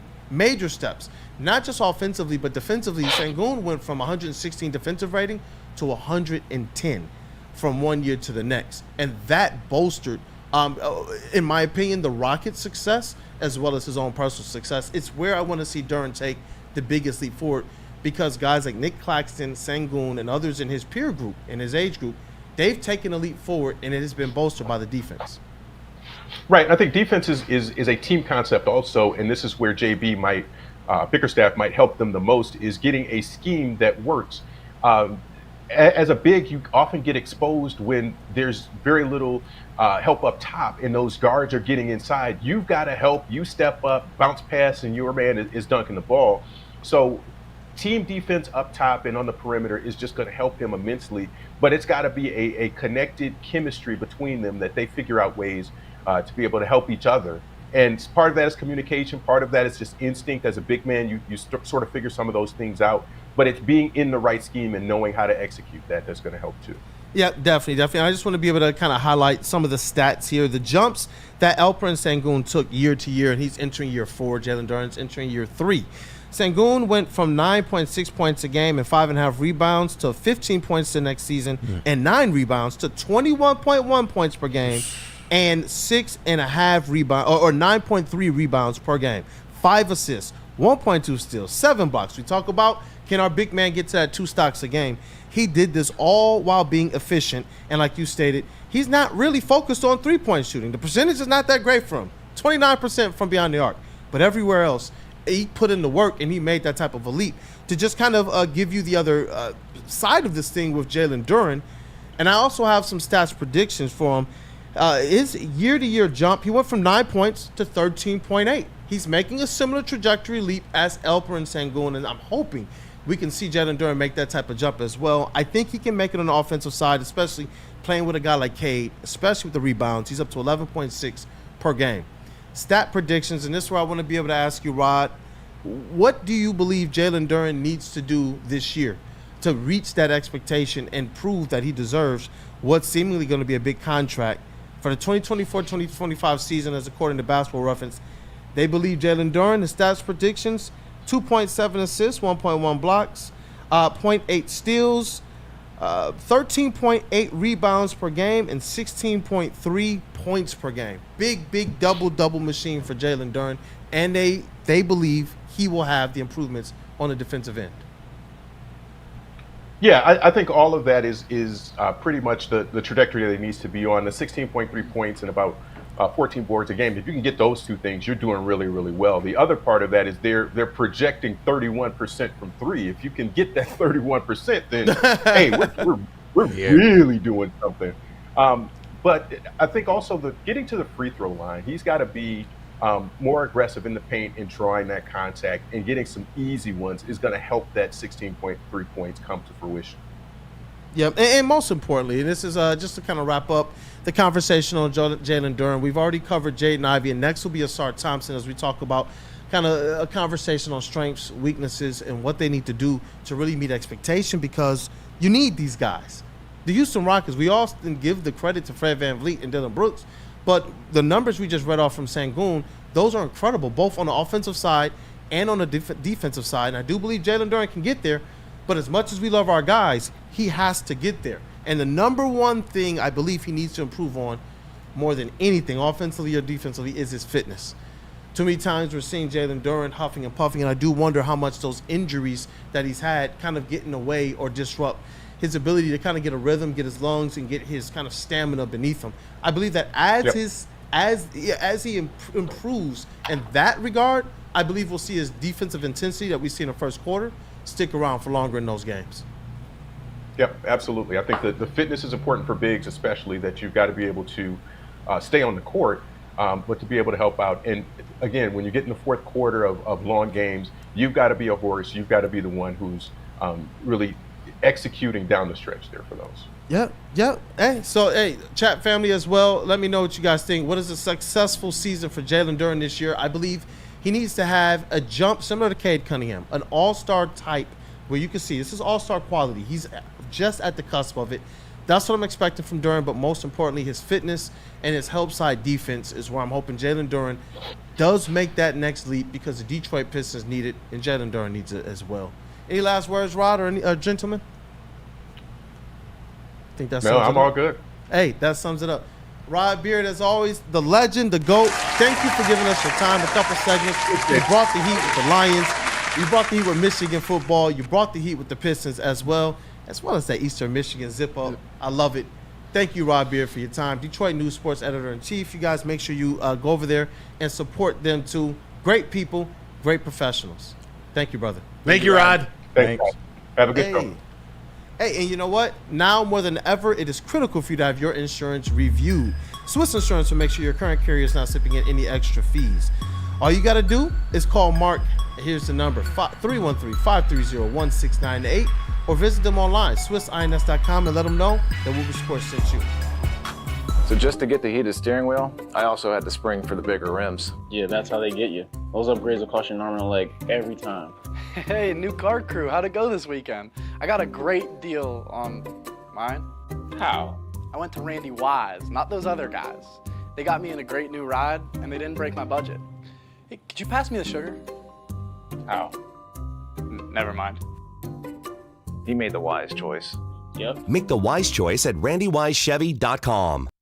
The countdown to kickoff is here. Your Detroit Lions are ready for another season of grit. Woodward Sports is your #1 destination for all breaking news and Lions coverage. We are Detroit's #1 sports network. We are Woodward Sports. Come to any Lady Jane's Haircuts for Men and claim your throne for a king's treatment from one of our talented stylists. Open 7 days a week. Walk in anytime. Just get to a Lady Jane's today and receive a precision haircut, scalp massage, hot lather neck shave, and a hot towel treatment. A haircut should not be a chore. It should be an experience. And that's exactly what Lady Jane's has to offer. Open 7 days a week. Walk-ins are always welcome. There's always a location near you. Lady Jane's Haircuts for Men. It's wicked awesome. Congratulations to the real Coach of the Year, Motor City Dan Campbell. Just put your head down and go to work. It's about to be fun, man. It's about to be fun. Woodward Sports. Hey, you know what time it is. Head over to woodwardsports.com. Click on that shop tab. We are Get that dropping Detroit new. sign shirt. Oh, no, it's Buddha Kid season. That is done. Put that to That bed. is done. We have put that to rest. Tell We got them, the JB. hashtag Boo Them Kids out right now that apparently we won't be able to do come Sunday night. But you know what? Oh, we can I still think boo. if we boo loud enough, they can hear us all the way in LA. Just saying. Facts. You also got the Stoke Not Scared shirt, which you should have already. And you can't forget about the Woodward Tigers as well either. Hey, some teams slipped up. It's our opportunity to take over from there. Head over to woodwardsports.com. Click that shop tab. Get swagged out. Get swagged out, and we are back. Thank you guys for choosing to kick off the day with the WUW Crew. It's been a show. Shout out to the legend Rod Beard for giving us his time every single Wednesday, man. And you know what? Just the support that he gives us even behind the scenes, it just goes a long way. That's why we do the drum roll. It's not just who he's proven to be as a great professional, but also as a great person, helping a lot of people behind the scenes in this industry, even at what you would call or consider to be maybe rival outlets or networks. So shout out to Rod Beard, the GOAT. Getting back into a little bit of Detroit Lions talk, and I see we got Lions to the bank. Each WUW Crew member will make a bold Detroit Lions prediction for the season. It could be literally anything. You see some of the examples I put in there? Hey, you know what? Tell us about it. Like, I got to get to my notes. If you're right there, go ahead. I believe that Penei Sewell will catch a touchdown pass this season. Take that to the bank. Here's another example. All right, and chat family, You guys got to get ready, too. Get yours in the chat already. Start getting your bold statements out there. Jared Goff will lead the NFL in touchdown passes. Take that to the mother effing bank. Yeah, so this is get bold. I see comments already coming in the chat, like Xavier D. Lions #1 offense and #5 defense at the end of this season. How about that? It's a 15-2 season. They got the recipe. They got the recipe. Burning issues. Goff, 4,900 yards, 40 touchdowns, and 11 interceptions. It's aggressive. But that's what this is about. Get bold. All right. Without getting too outrageous, but yeah. You're not feeling that top 5 defense, huh? The offense you're cool with, but you're not feeling the top 5 defense. That's a little. Lions don't need a top 5 defense, but you know what? I'm gonna be called a Lions hater because of that. But I know it's gonna happen, but obviously I'm not. All right, I actually have one, and I think a lot of people aren't gonna like this and are gonna see that this is hate, but I promise it's not. Jahmyr Gibbs will have 500 plus more all-purpose yards than David Montgomery this season. Take that to the bank. I like That's not hating. People think I hate David Montgomery because I was a little not as bullish as some with his signing, but I was wrong about that. I was wrong for the a billionth time. But Jahmyr Gibbs, here's the thing.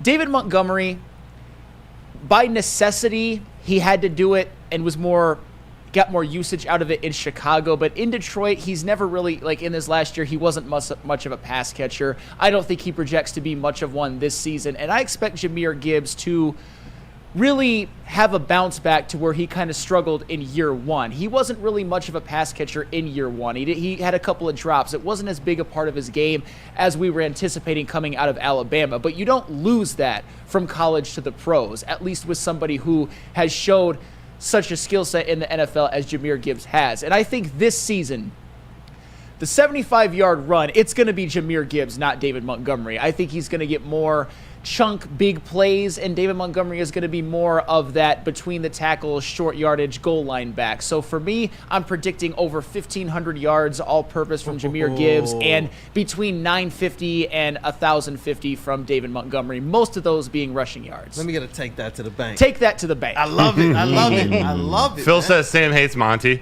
I'm like Flannel Stradamus up in but here. I like what you're saying, man. Yes. That's the way that we want to see this thing go.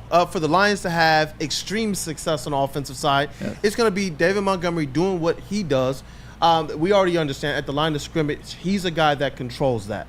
But for Jahmyr Gibbs, he's a guy that can take this Lions offense to a different level on an exponential standpoint or point of view because of his catching ability, his dynamic ability, that speed and space that he brings, and his strength.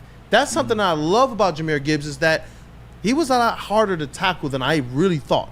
When I saw him as a running back, I'm like, okay, hey, stay healthy. And then he's a guy that I'm like, oh, to the defenders, y'all stay healthy. You know, obviously I reference the Winfield one often, and with Jahmyr Gibbs, year 2, already knowing he's him, I can definitely see that. Oh, yeah. I don't even know if that's bold. I don't think it's bold either. And a lot of this will come from Gibbs having more receiving yards than Monty, but I also think he'll get more rushing yards because, as you said before, he's better between the tackles than he's given credit for, and he showed that. Yes. And I also think he's going to really break 1 or 2, not just like he did last year, but one where he goes like 75 yards. That's if you want, take that to the bank as well. I'll piggyback off of that one. There we go. Big M, Arnold, Terrion Arnold. Defensive Rookie of the Year. Burning issues. Aleem will get 11 sacks this season. Oh, that's pretty bold. I like Kirby, 8 picks this year from John effing Lord. Keep them coming, chat. What do you got, Kool-Aid? Hey, you know what? Aaron Glenn will prove without a shadow of a doubt that it was the personnel more than it was him.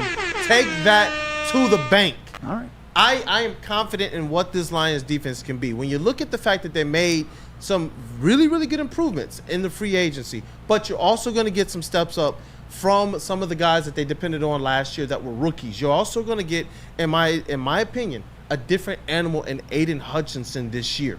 And when you pair that with not just who Aaron Glenn has proven to be, not just what the other players around the league have already stated about him, we would love to play for that guy. The #1 current coordinator who doesn't have a head coaching position that players will want to play for, he was at the top of that list, and for a reason.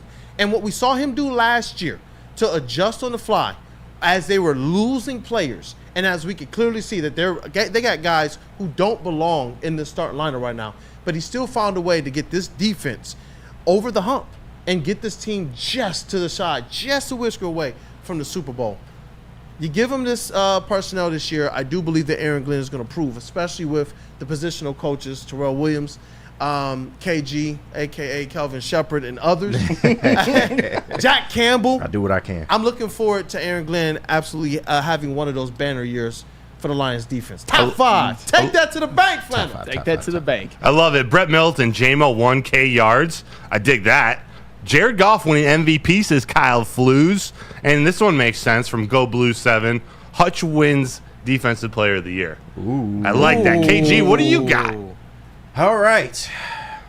The Lions will win the #1 seed, and Jamison Williams will be borderline 1,000 yards receiving. Take that to the motherfucking bank. Victory lap number 120. I think that for the Lions, that is their main goal this season, is to get that #1 seed. The division is cool, but having that #1 seed throughout the playoffs just means the easiest path for them to get to the Super Bowl. Of course, with Ford Field being one of the toughest places to play in this league, I'm looking forward to them competing for that #1 seed in the NFC. And of course, JMO, man, he's going to be a focal point this year. He is no longer the third or fourth option in the offense. They didn't re-sign Josh Reynolds for a reason, and part of that is because, yeah, they feel like they can make up that production with their 3 and 4 receivers, but the big reason is that JMO is going to step into that #2 role flawlessly. Teams are not ready for the kind of speed this guy has. He has borderline Tyreek Hill levels of speed, and I just think they're going to use him in so many different ways this year that he will be able to get damn near 1,000 yards receiving. So 1,000 or no? The chat wants to know. Thank you. I was about to push back on KG. You're saying take it to the bank, borderline 1,000? Is it 1,001 or is it 999? 950. Oh, fair. That's a good ass year. Save me some money if he gets 950. Oh, yeah, that's where my exasperation came from. Oh, big show picks. Lions cash the over 10.5 wins by game 11. So they start 11-0. Damn. It's bold. It's bold. Mac Walker Jr. Bold prediction. Lions win all home games except one. Yeah, I can see that. Yeah, I don't think that's that bold. What's the one that they lose, though? Yeah, it's up to our interpretation. That's we're going over. We're doing our schedule predictions tomorrow and Friday. We're getting all our predictions out tomorrow and Friday. But JB, your boldest of predictions. Well, you know what? Forget that borderline, KG. It's all about JMO in this one. He has the all-star bounce-back breakout season that we all want to see from him. I'm telling you right now, surpassing Amon-Ra St. Brown's last year's yards. Say it! Woo, you about to piss Flat off. I love it. Surpassing Amon-Ra's yards from last year, 1,512 touchdowns. Let's go! You can take that to the bank. And it all starts on Sunday against the Rams. As KG said, look, they drafted. Get hype, man. Look, they went ahead and got this guy. Shout out to Chase back here. They went up and jumped up and got this guy in the draft. They see something in him. They see the potential. If you've seen the Alabama games that this man has been in, he has killer speed, which KG has already said no team is ready for that. And I guarantee you, once the season starts, it's pedal to the metal for him. He's like, forget the naysayers. Everyone who's doubted him this past offseason, he's putting that to bed and to rest, and it starts this Sunday. That's my dog. That's my dog. That's not that morning blend. That's not that blonde blend from Starbucks. No. That's bold. Yes. That's bold. That's Double bold. shot. Flannel about to rip his hair out over here. Look at him. Look at him. Flannel about to pass out over here. Hey, so we started cooking with JB a little early today. Huh? Hey, if he get 1,500, you got to buy 2 jerseys, my dog. Yeah. You got to get a blue and a black. Oh, boy. Shit. Oh, JB. Holy you cooked shit. with that one, man. I love that. That's I my absolutely love dog, that. man. Jamison Williams. This is a guy that everybody expects big things from. Even Flannel Sam believes that he's buying a jersey at the end of the season. I do not. I believe 1,050 yards from scrimmage. Yeah. Wow. That's not the same as 1,000 receiving yards. Steve Lehman, to go from 354 yards to 1,500, that would be the best comeback season ever. Watch it happen. Ever. He would be comeback player of the year, hands down. Wait, he had 354 yards last year? Every time I say that, people get mad. Phil said Sam hates J-Mo. Dog. No, I don't hate J-Mo. I just, That's a stretch, bro. Because you've got JB over there predicting 1,600 yards damn near, but we're also going to have every single person in here is going to victory lap a 2-catch, 10-yard game. It's going to happen because he made a nice block. It will happen. Oh, yeah, I'll do it. I know you will. Give me a nice juke. Give me a little No wiggle. block, no rock. Let it be for a first down. Throw in Right. some blocks. No block, no rock, Give me baby. one touchdown because we already understand, minimal touches. A lot Right. of touchdowns for J-Mo. And I'll go up one. He will not have a 2-catch, 10-yard game at all this season. Okay. At all. That's fair. You taking that to the bank? To the bank. Stamp it. Yes, book it. That's right. All right, let me round this out. Let me round this out with my bold statement. Because it has to do on the defensive end with edge rusher Aiden Hutchinson. Ooh. Aiden Hutchinson will lead the NFL in sacks this year. Take that to the bank. All right. Okay. There's a pass. Okay. My fault. I thought that was bolder. I was looking at Broncos just paid Patrick Surtain. Pathway for Aiden Hutchinson. I think he's going to get more sacks just off of him having more help. Mm-hmm. Just a lot of those rushes in which he was working his ass off, he'll actually get to the quarterback because not all the attention is focused on him. So the pathway's there. The pathway's there for Jahmyr Gibbs having 500 more yards than David Montgomery, for them getting the 1 seed, for I just don't know if the path is there for Jameson Williams having 1,500 yards. But you know what, JB? You might look like the smartest person here, and I'm going to – if that happens, the amount of crow that I'll have to eat, I'll eat it. I'll eat it. I'll kneel at your feet, JB. And you know what? I'm glad that Broder highlighted Aiden Hutchinson, because he's a guy who, despite the success we had last season, fans still found a way to complain about Aiden Hutchinson. I don't understand that. I don't understand. Everybody's expecting a huge season from Aiden Hutchinson, and to be able to put a lot of that noise, I don't even know if it's a bold statement. I feel like Aiden Hutchinson just can't wait for game one to get out there and just start wrecking everything, bro. And I don't think it was necessarily Hutch hate. I think what people saw, especially me, is like, this guy is really, really good. And he can take that next step to be elite. But there are some things in his game that he had to work on. While he is very good for where he is right now, we know that next level could be Myles Garrett, TJ Watt levels of production. So I don't think it's necessarily hate, at least from most people. You know what? There are some people that hate. Yeah, just there because are they wear There different are some. colors. But to your point, and like Flannel said earlier in the show, we got to start thinking about our team with a little bit different than how good are they in Lions history, and more or less how good are they in this rarefied air right now. Right. And that's where I understand. For me, I'm like, okay, let's make sure that Aiden Hutchinson is getting his proper due respect and love as well, as still saying that there's a mark that we know that this guy can get. And absolutely, and there were caveats along the way. Of course, he didn't have the proper help on the other side. He was getting chipped. He was getting double and sometimes triple teamed in some sets. And it's just the fact that he has so many pressures in the backfield. If he can convert at least a portion of those to sacks, we looking at one of the best defensive players in the league, hands down. Hey, I was told those pressures were as valuable as water breaks by some. I mean, it's not useless, but at the same time, sacks are drive killers. They are drive stoppers, and they can also lead to turnovers. That's the only argument I got against that. I was told that every game he didn't have a sack in, he was basically Charles Harris, but worse. You're going to say it. Guys, I know, and this is me on my soapbox a little bit, and I tend to do this. Guys, I know we are all wearing our Hutch jerseys and being all happy about him now, and I get it, as you should. But there were points last season. Look at that Green Bay game where he didn't have a sack, and they lost. The one on Thanksgiving. The person who got a lot of the ire was Aiden Hutchinson. Even look at the game against the Broncos. Look at the game where they clinched. You heard people, you saw the meme with Aiden Hutchinson and doing his dance, and people were saying, when you did nothing on the group project but get an A+. It was beneath the surface, and people just couldn't wait to let it out last year. Let the Hutch hate out. And I don't think it's going to happen this year, but people need to understand there's going to be a game where he doesn't get a sack. There's going to be a game where they gave up 30 points and he doesn't get a sack, and people need to be okay with that because literally no one in the history of the NFL even averages a sack per game throughout their career. Yeah.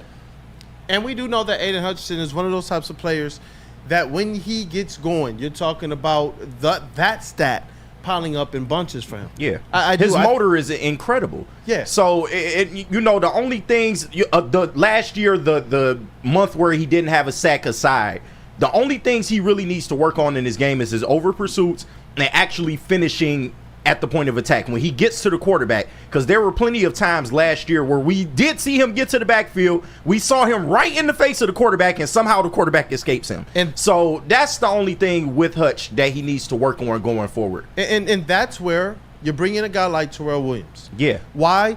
Because when you see that type of over pursuit from Aiden Hutchinson, it's because he was seeing different looks his second year than he got his first year. He's getting chips and blocks from different areas. You heard opposing coaches talk about the fact that they had to draw up schemes to block him. So now all of a sudden, everything that Aiden Hutchinson has been taught up to that point, now all of a sudden, even his first year in the NFL, saying like think about it.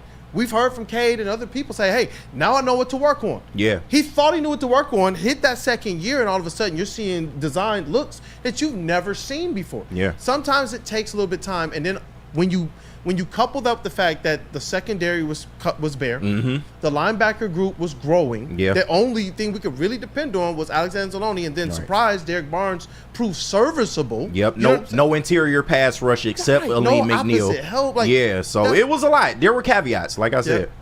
Yeah, no, I agree. I think Aiden Hutchinson this year is a guy who is entering the season understanding more of what he's going to face. And he's going to have the opportunity to definitely conquer a lot of these different looks. And if you believe that this defensive line, this linebacker core, the types of blitz packages and the types of packages they can do without blitzing, if you think, you know what, continue to throw all that coverage at Aiden Hutchinson, you're going to get demolished by guys like Aleem McNeil and Levi. Yeah. Just are. And teams are going to have to adjust, and they're going to adjust to where Aiden Hutchinson maybe sees more single coverage than he did all of last year, or single teaming. So that's going to bode well for him. And for the record, I've never claimed in the last couple of years that Aiden Hutchinson is a perfect player. Of course, he's got things that he can work on. And this season, like I said, this season I think he does take that leap. And I think it shows more in the sack department as well. Sack department's kind of a weird play on words, but that doesn't matter. You know what I mean? Sack Master Hutch. I love it, man. I love it. Hey, we got a little bit more to talk about. I know we got what's cooking, what's trending with JB Smooth on the way. We got to hear from a few more of our kind sponsors, and definitely take note of this backboard as well. Lions season is here. We want you guys in the building with us, and if not, make sure you stay tapped in with all the streams. 4 shows on Lions Game Day. Woodward and Maine, pregame, watch party, and postgame. It's gonna be epic. And Mark White, you gotta love Mark White as well. Dreaming of a new home but feeling the financial pinch? Mark White and Associates, your trusted real estate experts, are here to help. Mark White and his team will pay up to $5,000 of your closing costs. That's right, I said $5,000. Call Mark White and Associates today at 248-290-8242 or visit them at markwhitesells.com. Again, call Mark White today at 248-290-8242 to make your dreams come true. The Great American Chevy Week is back and bigger than ever at Feldman Chevrolet. Choose from the largest inventory of award-winning Chevys, all priced to move for the biggest week of the year. Get this 2024 Silverado for only $213 a month, or this 2024 Equinox for as low as $249 a month. Feldman takes the Great American Chevy Week to another level. Feldman Chevrolet, Michigan's #1 Chevy dealer. We are the network for Detroit by Detroiters. Welcome to the Woodward Sports Network. At Planet Fitness, you can get everything you need for just $1 down. Try out Planet Fitness and dang, they got lots of equipment. Not me getting a Planet Fitness membership just for the 24-hour perk. Hey, y'all better get on these free fitness training sessions from Planet Fitness. Did y'all know that the PF app has workouts you can do at home? Cheapest therapy I can find is Planet Fitness. Join Planet Fitness today and get everything you need for just $1 down, $15 a month, cancel anytime. Deal ends Thursday, July 18th. A network for the city, by the city. Woodward Sports is Detroit Sports. Thank you to the Detroit Lions and Sheila Ham for the best season in Lions history. Now it's time to let Brad Holmes cook. Woodward Sports. Soroki's Crispy Chicken and Pizza is taking over Michigan, known for their quality hand-battered and hand-breaded chicken tender sandwiches and New York-style pizza. Locations are popping up all over Metro Detroit, doubling the number of restaurants this year. Soroki's just had their grand opening in Madison Heights. Be sure to stop in and try a mega station near you or go to Sorokis.com. Hey, and then go to Boys and Girls Club. Join the best youth football league in Metro Detroit. The Boys and Girls Clubs of Southeastern Michigan's 3C Sports League offers youth ages 5 to 14 with 6 exciting teams to choose from in Detroit, Belleville, Highland Park, and East Point. All coaches are trained, certified, and undergo background checks. Register for football or cheer at bgcsm.org. Equipment, meals, and transportation included, all for a chance to play for a championship at Ford Field for just $175 per child. Put the youth back in youth sports with BGCSM 3C Sports. And you know what, man? I know we do these reads. I know we want to make sure that we do the best for our sponsors and our advertising and the people that support us. But actually being out at the 3C Sports Football League, shout out to the Boys and Girls Club of Southeastern Michigan, it was really, really dope. It's something that I'm actually going to get my kids involved in. Shout out to Kid Kool-Aid and Junior Kool-Aid, man. They were out there. They kind of put on a little audition. You know what? They like Kid Kool-Aid as a quarterback, man. Yes, and that leads to another thing. If you are, if you like Woodward Sports, patron our sponsors if you can. Yeah. We all do with our sponsors, and we're very, very happy. I mean, I got a car from Feldman, Soroki's obviously pretty regular at that. Broder got a car from Feldman. You're putting your kids' Boys and Girls Club. I mean, come on. I'm gonna be talking to Feldman soon as well. Just 4 kids now. Household is pretty big. Yeah. I heard Chevy's coming out with that electric van, so we'll have to call you peoples. Our peoples over at Feldman soon, man. It'll be dope. But welcome back to this Wake Up Woodward. Don't want to delay this any longer. I know the people look forward to this, as do we. Hey, let's get things sparking up. JB Smooth, word to Dispo. And now it's time for the most electrifying segment on the internet. Bum, bum, bum. It's What's Trending with JB. Live on Wake Up Woodward. The man you've all been waiting for, Jay Bizzle. Let's rock. Hey, what's up, everybody? What up, dude? What's going on? Now, look, I got to show you this photo, but some backstory behind it. I'm a part of this group on Facebook, the Scanners of Warren. And they posted this picture yesterday, so let me know if you see anything wrong or out of place in this picture. Okay, there's a casket in the middle of the park. There is a casket in the middle of the park. Yes, that is correct, KG. Is that a baseball diamond behind him? Yes, that is a baseball diamond behind me. Is someone practicing for Sunday night? Oh, right. I wish this was a better example of what will happen on Sunday night, but no. Apparently, there was a funeral that took place in a park, and someone forgot to take the casket with them. Oh. Yeah. This is a one-person funeral? Why is it just the one person? I have no idea. There's so many questions. No pallbearers or nothing? Right. Like, wouldn't your family be like, hey, we leaving? Nothing. Nobody even shut the casket. That's crazy. Nothing. This person was not well liked. You look at the one person at the funeral there, and then nobody decided to take the casket with them. This person was not well liked. Dog, you know what? Whoever saw this was like, this is as far as I go. I will take the picture from this distance, and I will send it to somebody to come take care of this. Like, we did this as a courtesy. We tired of your ass. I don't mind Ryan, bro. Oh my God. Yes. Tough. So it was near me. So of course, obviously, they posted it on the page and was like, "We don't know what's happening at the park, but apparently there's a funeral, there's a casket. No one has come to pick up this body. What is happening?" Wild. JB, you know what? You said something. What is happening? People, if you're on Facebook at all and you can join those community pages, do it. You see some of the most wild stuff You ever. will see some of the craziest things ever in the world on some of your community town pages. Trust me, there's a lot going on that no one truly sees. But you know what else goes on when it's just the boys hanging out? Always some stupidity.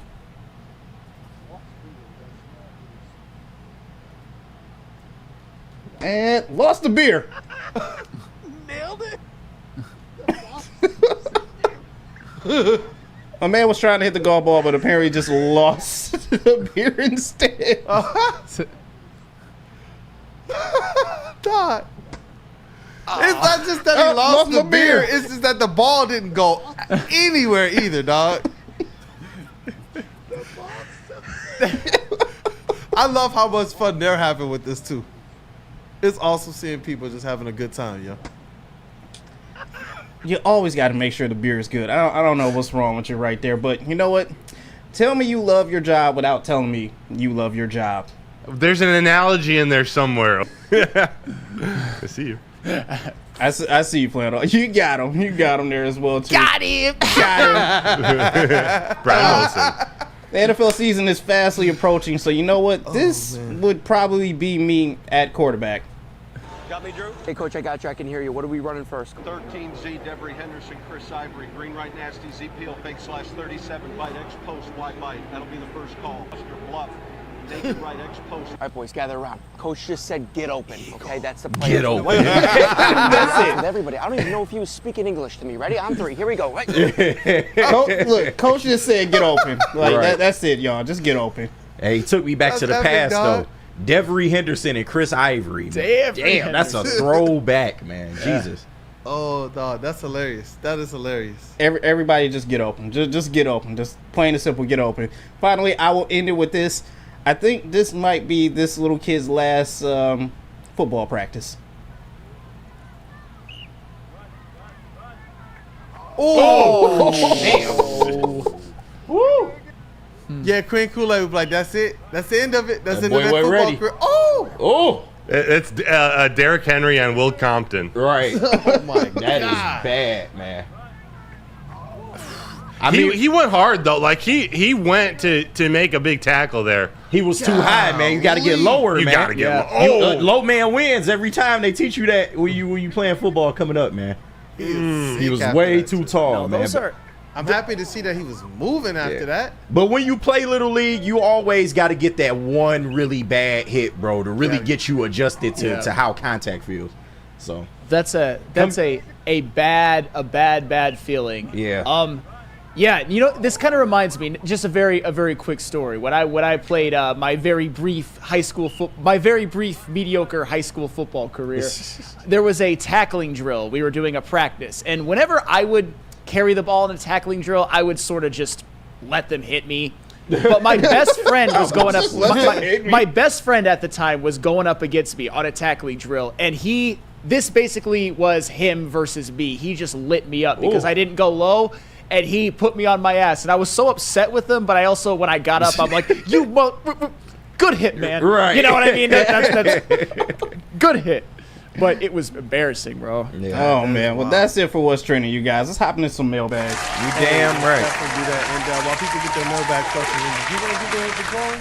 Yeah, so we will start with the first draw, which will be the person who is participating in the WUW Crew Fantasy League. I have my magical bucket hat here. All the names have been put in. We got a lot of names in this thing, too. And then after I draw, I'm going to go around and we'll all pull a name out the hat.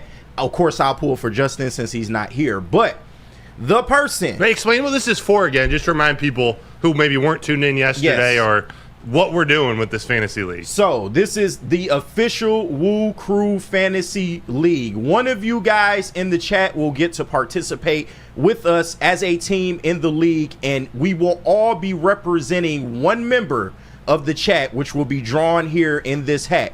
At the end of the season, the winning team will win the WUW Crew Championship care package, which will be revealed at a later date, but it's gonna be some good stuff in that care package that y'all gonna want, man. So we will track every week the standings as far as like how teams are doing in the league. We'll have the highest scoring down to the worst team performance of the week. So guys, are we ready? Oh yeah. Let's do it. All right, the person who will be participating in the WUW Crew Fantasy League, Dante. Oh, come on. 151. Dante 151. Mr. Super Chat. Yes, Hey. yes. So congratulations to Dante 151. You will have a team in this fantasy league, and you will be representing another member of the group chat. I need you to post your email in the chat section, and we will go from there. I'll get you all the info. The draft is tonight at 8 p.m., so make sure you're ready for that. All right. Now, Chase, do you mind stepping in the booth? I got you. We will officially start the chat draft. Let's go. I'm looking forward to this, man. I really am. Congrats as well to Dante 151. We look forward to this. And shout out to KG as well for organizing this. It should be a very, very fun NFL and Detroit Lions season. We about to get things going. What up, though, KG? Yes, we are. Yes, we are. Is this thing on? Can you hear me? KG. Yo, Hey. yo, yo, yo, yo. Hey, we got Mekhi Phifer. All right, so I'm going to let Kool-Aid get the first draw. Which person in the chat will you be representing in the fantasy league? Let's roll. Close your eyes. Don't look. Close my eyes. Yep. All right, let's see. All right, what we got?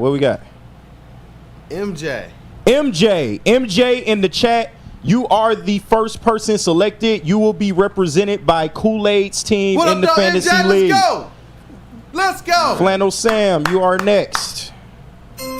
Boy, Future is in Uncle Tom.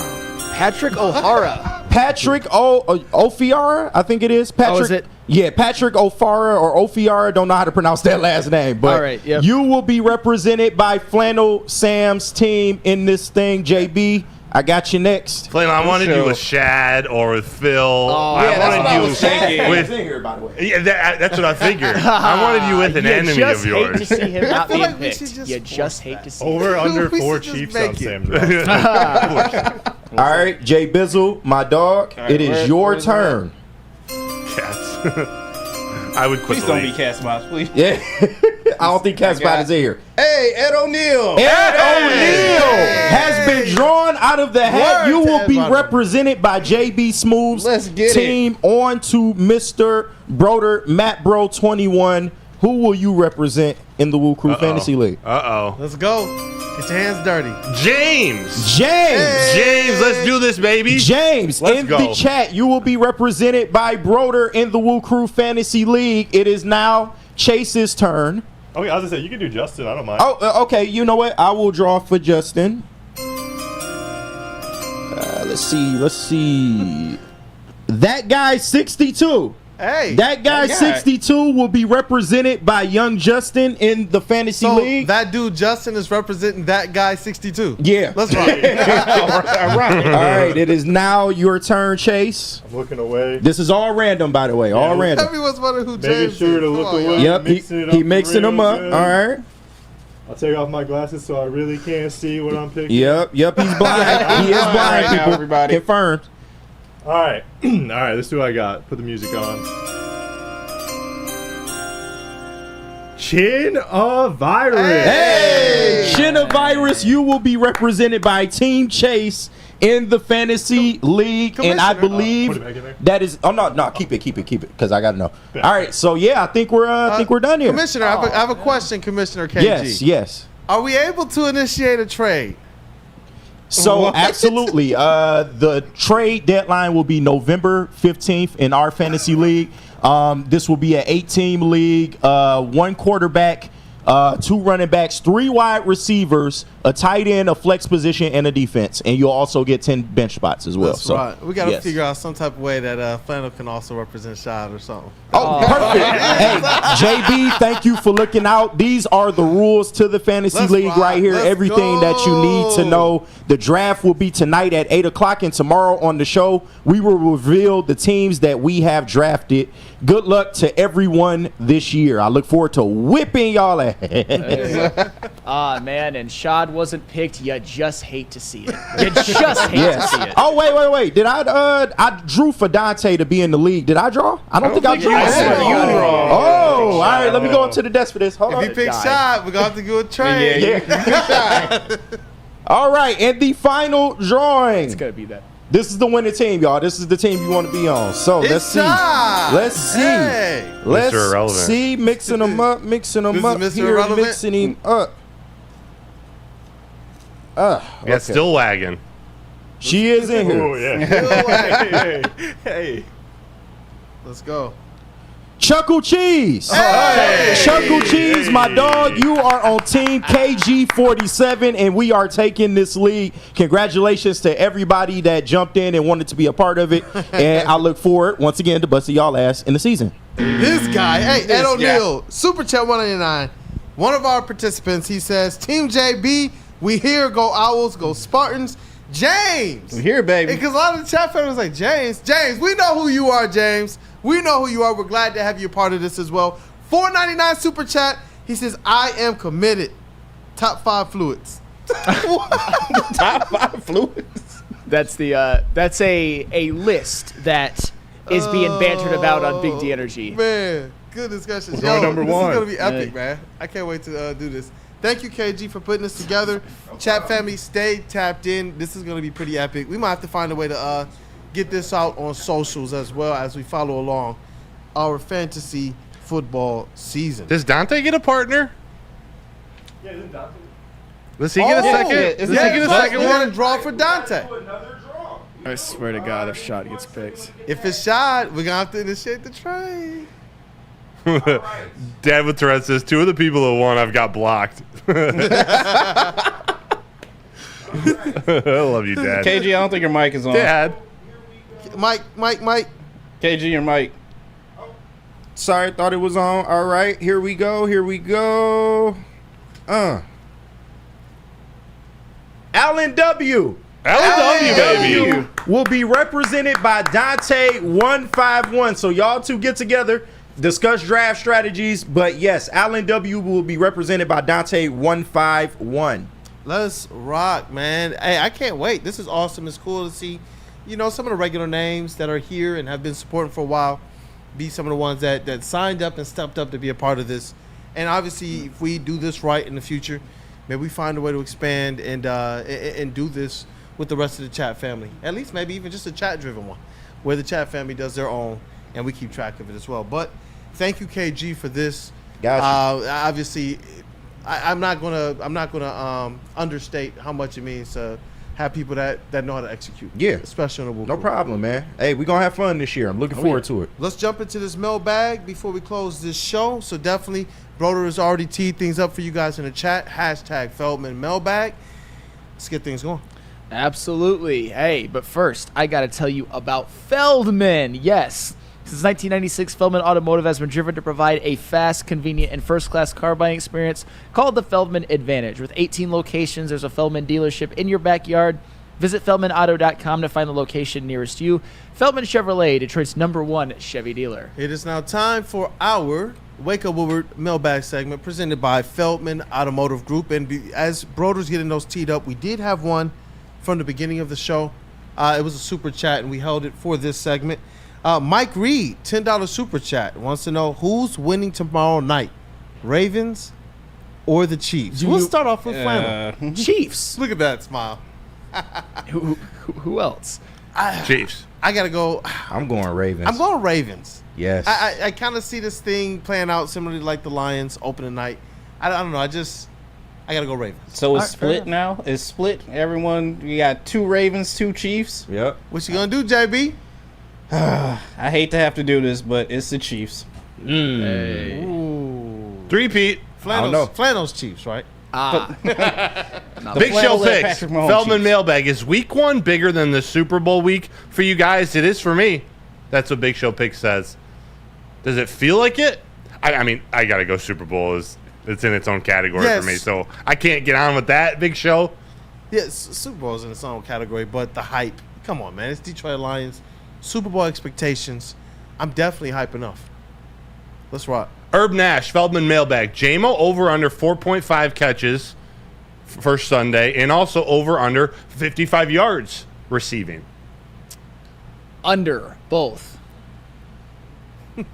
Over both. 4.5 catches, and what's the yards again? 55 for Gary V. Over.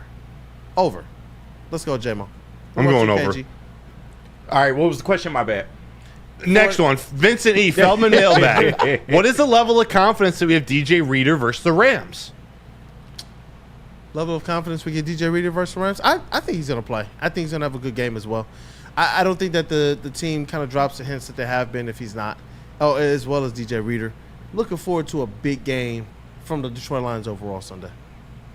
Alan W. Feldman mailbag. Who should I start in fantasy this week? Lamar Jackson or Jared Goff?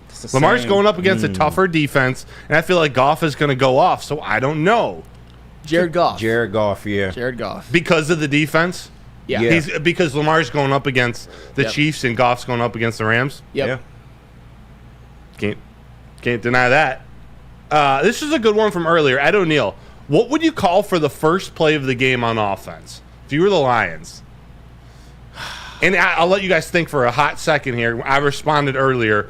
I say, and I cheated, I say the first 2 plays. First one's a handoff to David Montgomery right up the gut. Go and set the tone. Let him hit somebody hard. Yep. Second play action pass, a deep post from J-Mo for a touchdown. That's what I was going with. That's it. My first play would be the J-Mo end around.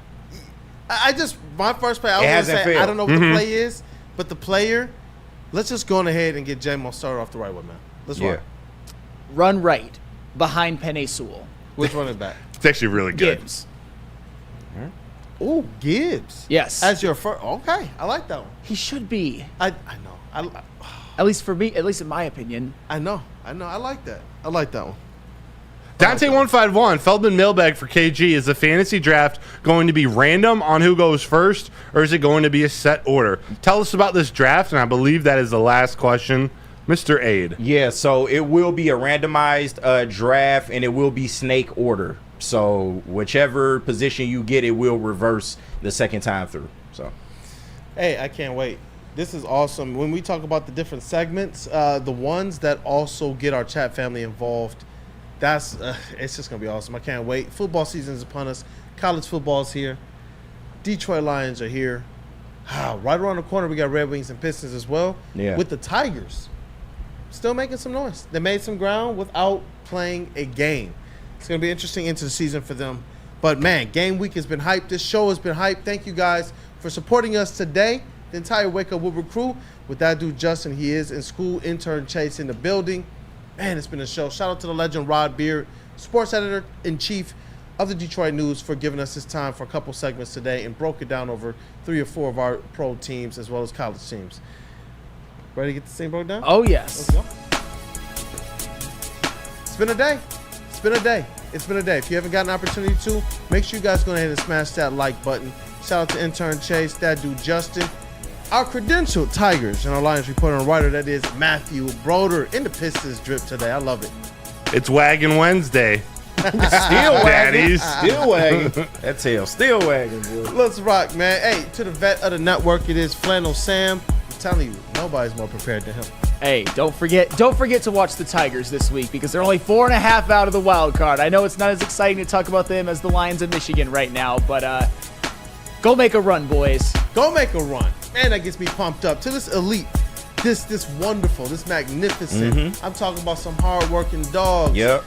These brothers, man, listen, sometimes you got to say it. Some handsome brothers in here, too, Hey, man, thank you, holding bro. it Thank down out here in Birmingham off Woodward Sports. Yep. In the sound booth, Fine we got as hell. Detroit's #1 draft pick. That is KG. What up, though, Black Hollywood? Yeah. Hey, man, great show today. Appreciate everybody in the chat showing love. Look forward to this fantasy league, man. Make sure y'all tap in tomorrow. We will reveal what the rosters look like for each team. And good luck, man. Good luck in the season. Hey, good luck on the season. In the TD booth, we got Woodward Sports' MVP on Hump Day. That is JB Smooth. What up, though, brother? Hump Day. Yo, shout out to everyone. Amazing show. Shout out to KG as well, too, for putting this whole fantasy thing together. You know what, Ed O'Neill? I got you, my brother. We got this. We got this. Hey, shout out to Phil. He said, great writing, Broder. I read Broder stuff on the website. Broder is amazing. I'm going to keep telling people that. He's amazing. He deserves to be in every single media room. He's somebody I think can cover all 4 of these sports plus our college teams. I'm going to always make sure that y'all know that this WUW Crew, these guys that sit around me, they're great at what they do. They're great at what they do. It's your boy Braden, a.k.a. Detroit Kool-Aid, your credentialed Pistons reporter and writer for the network. Thank you guys for kicking off the day with Wake Up Woodward. It's been a great one. Have a blessed day. Make sure you smash that like button on the way out.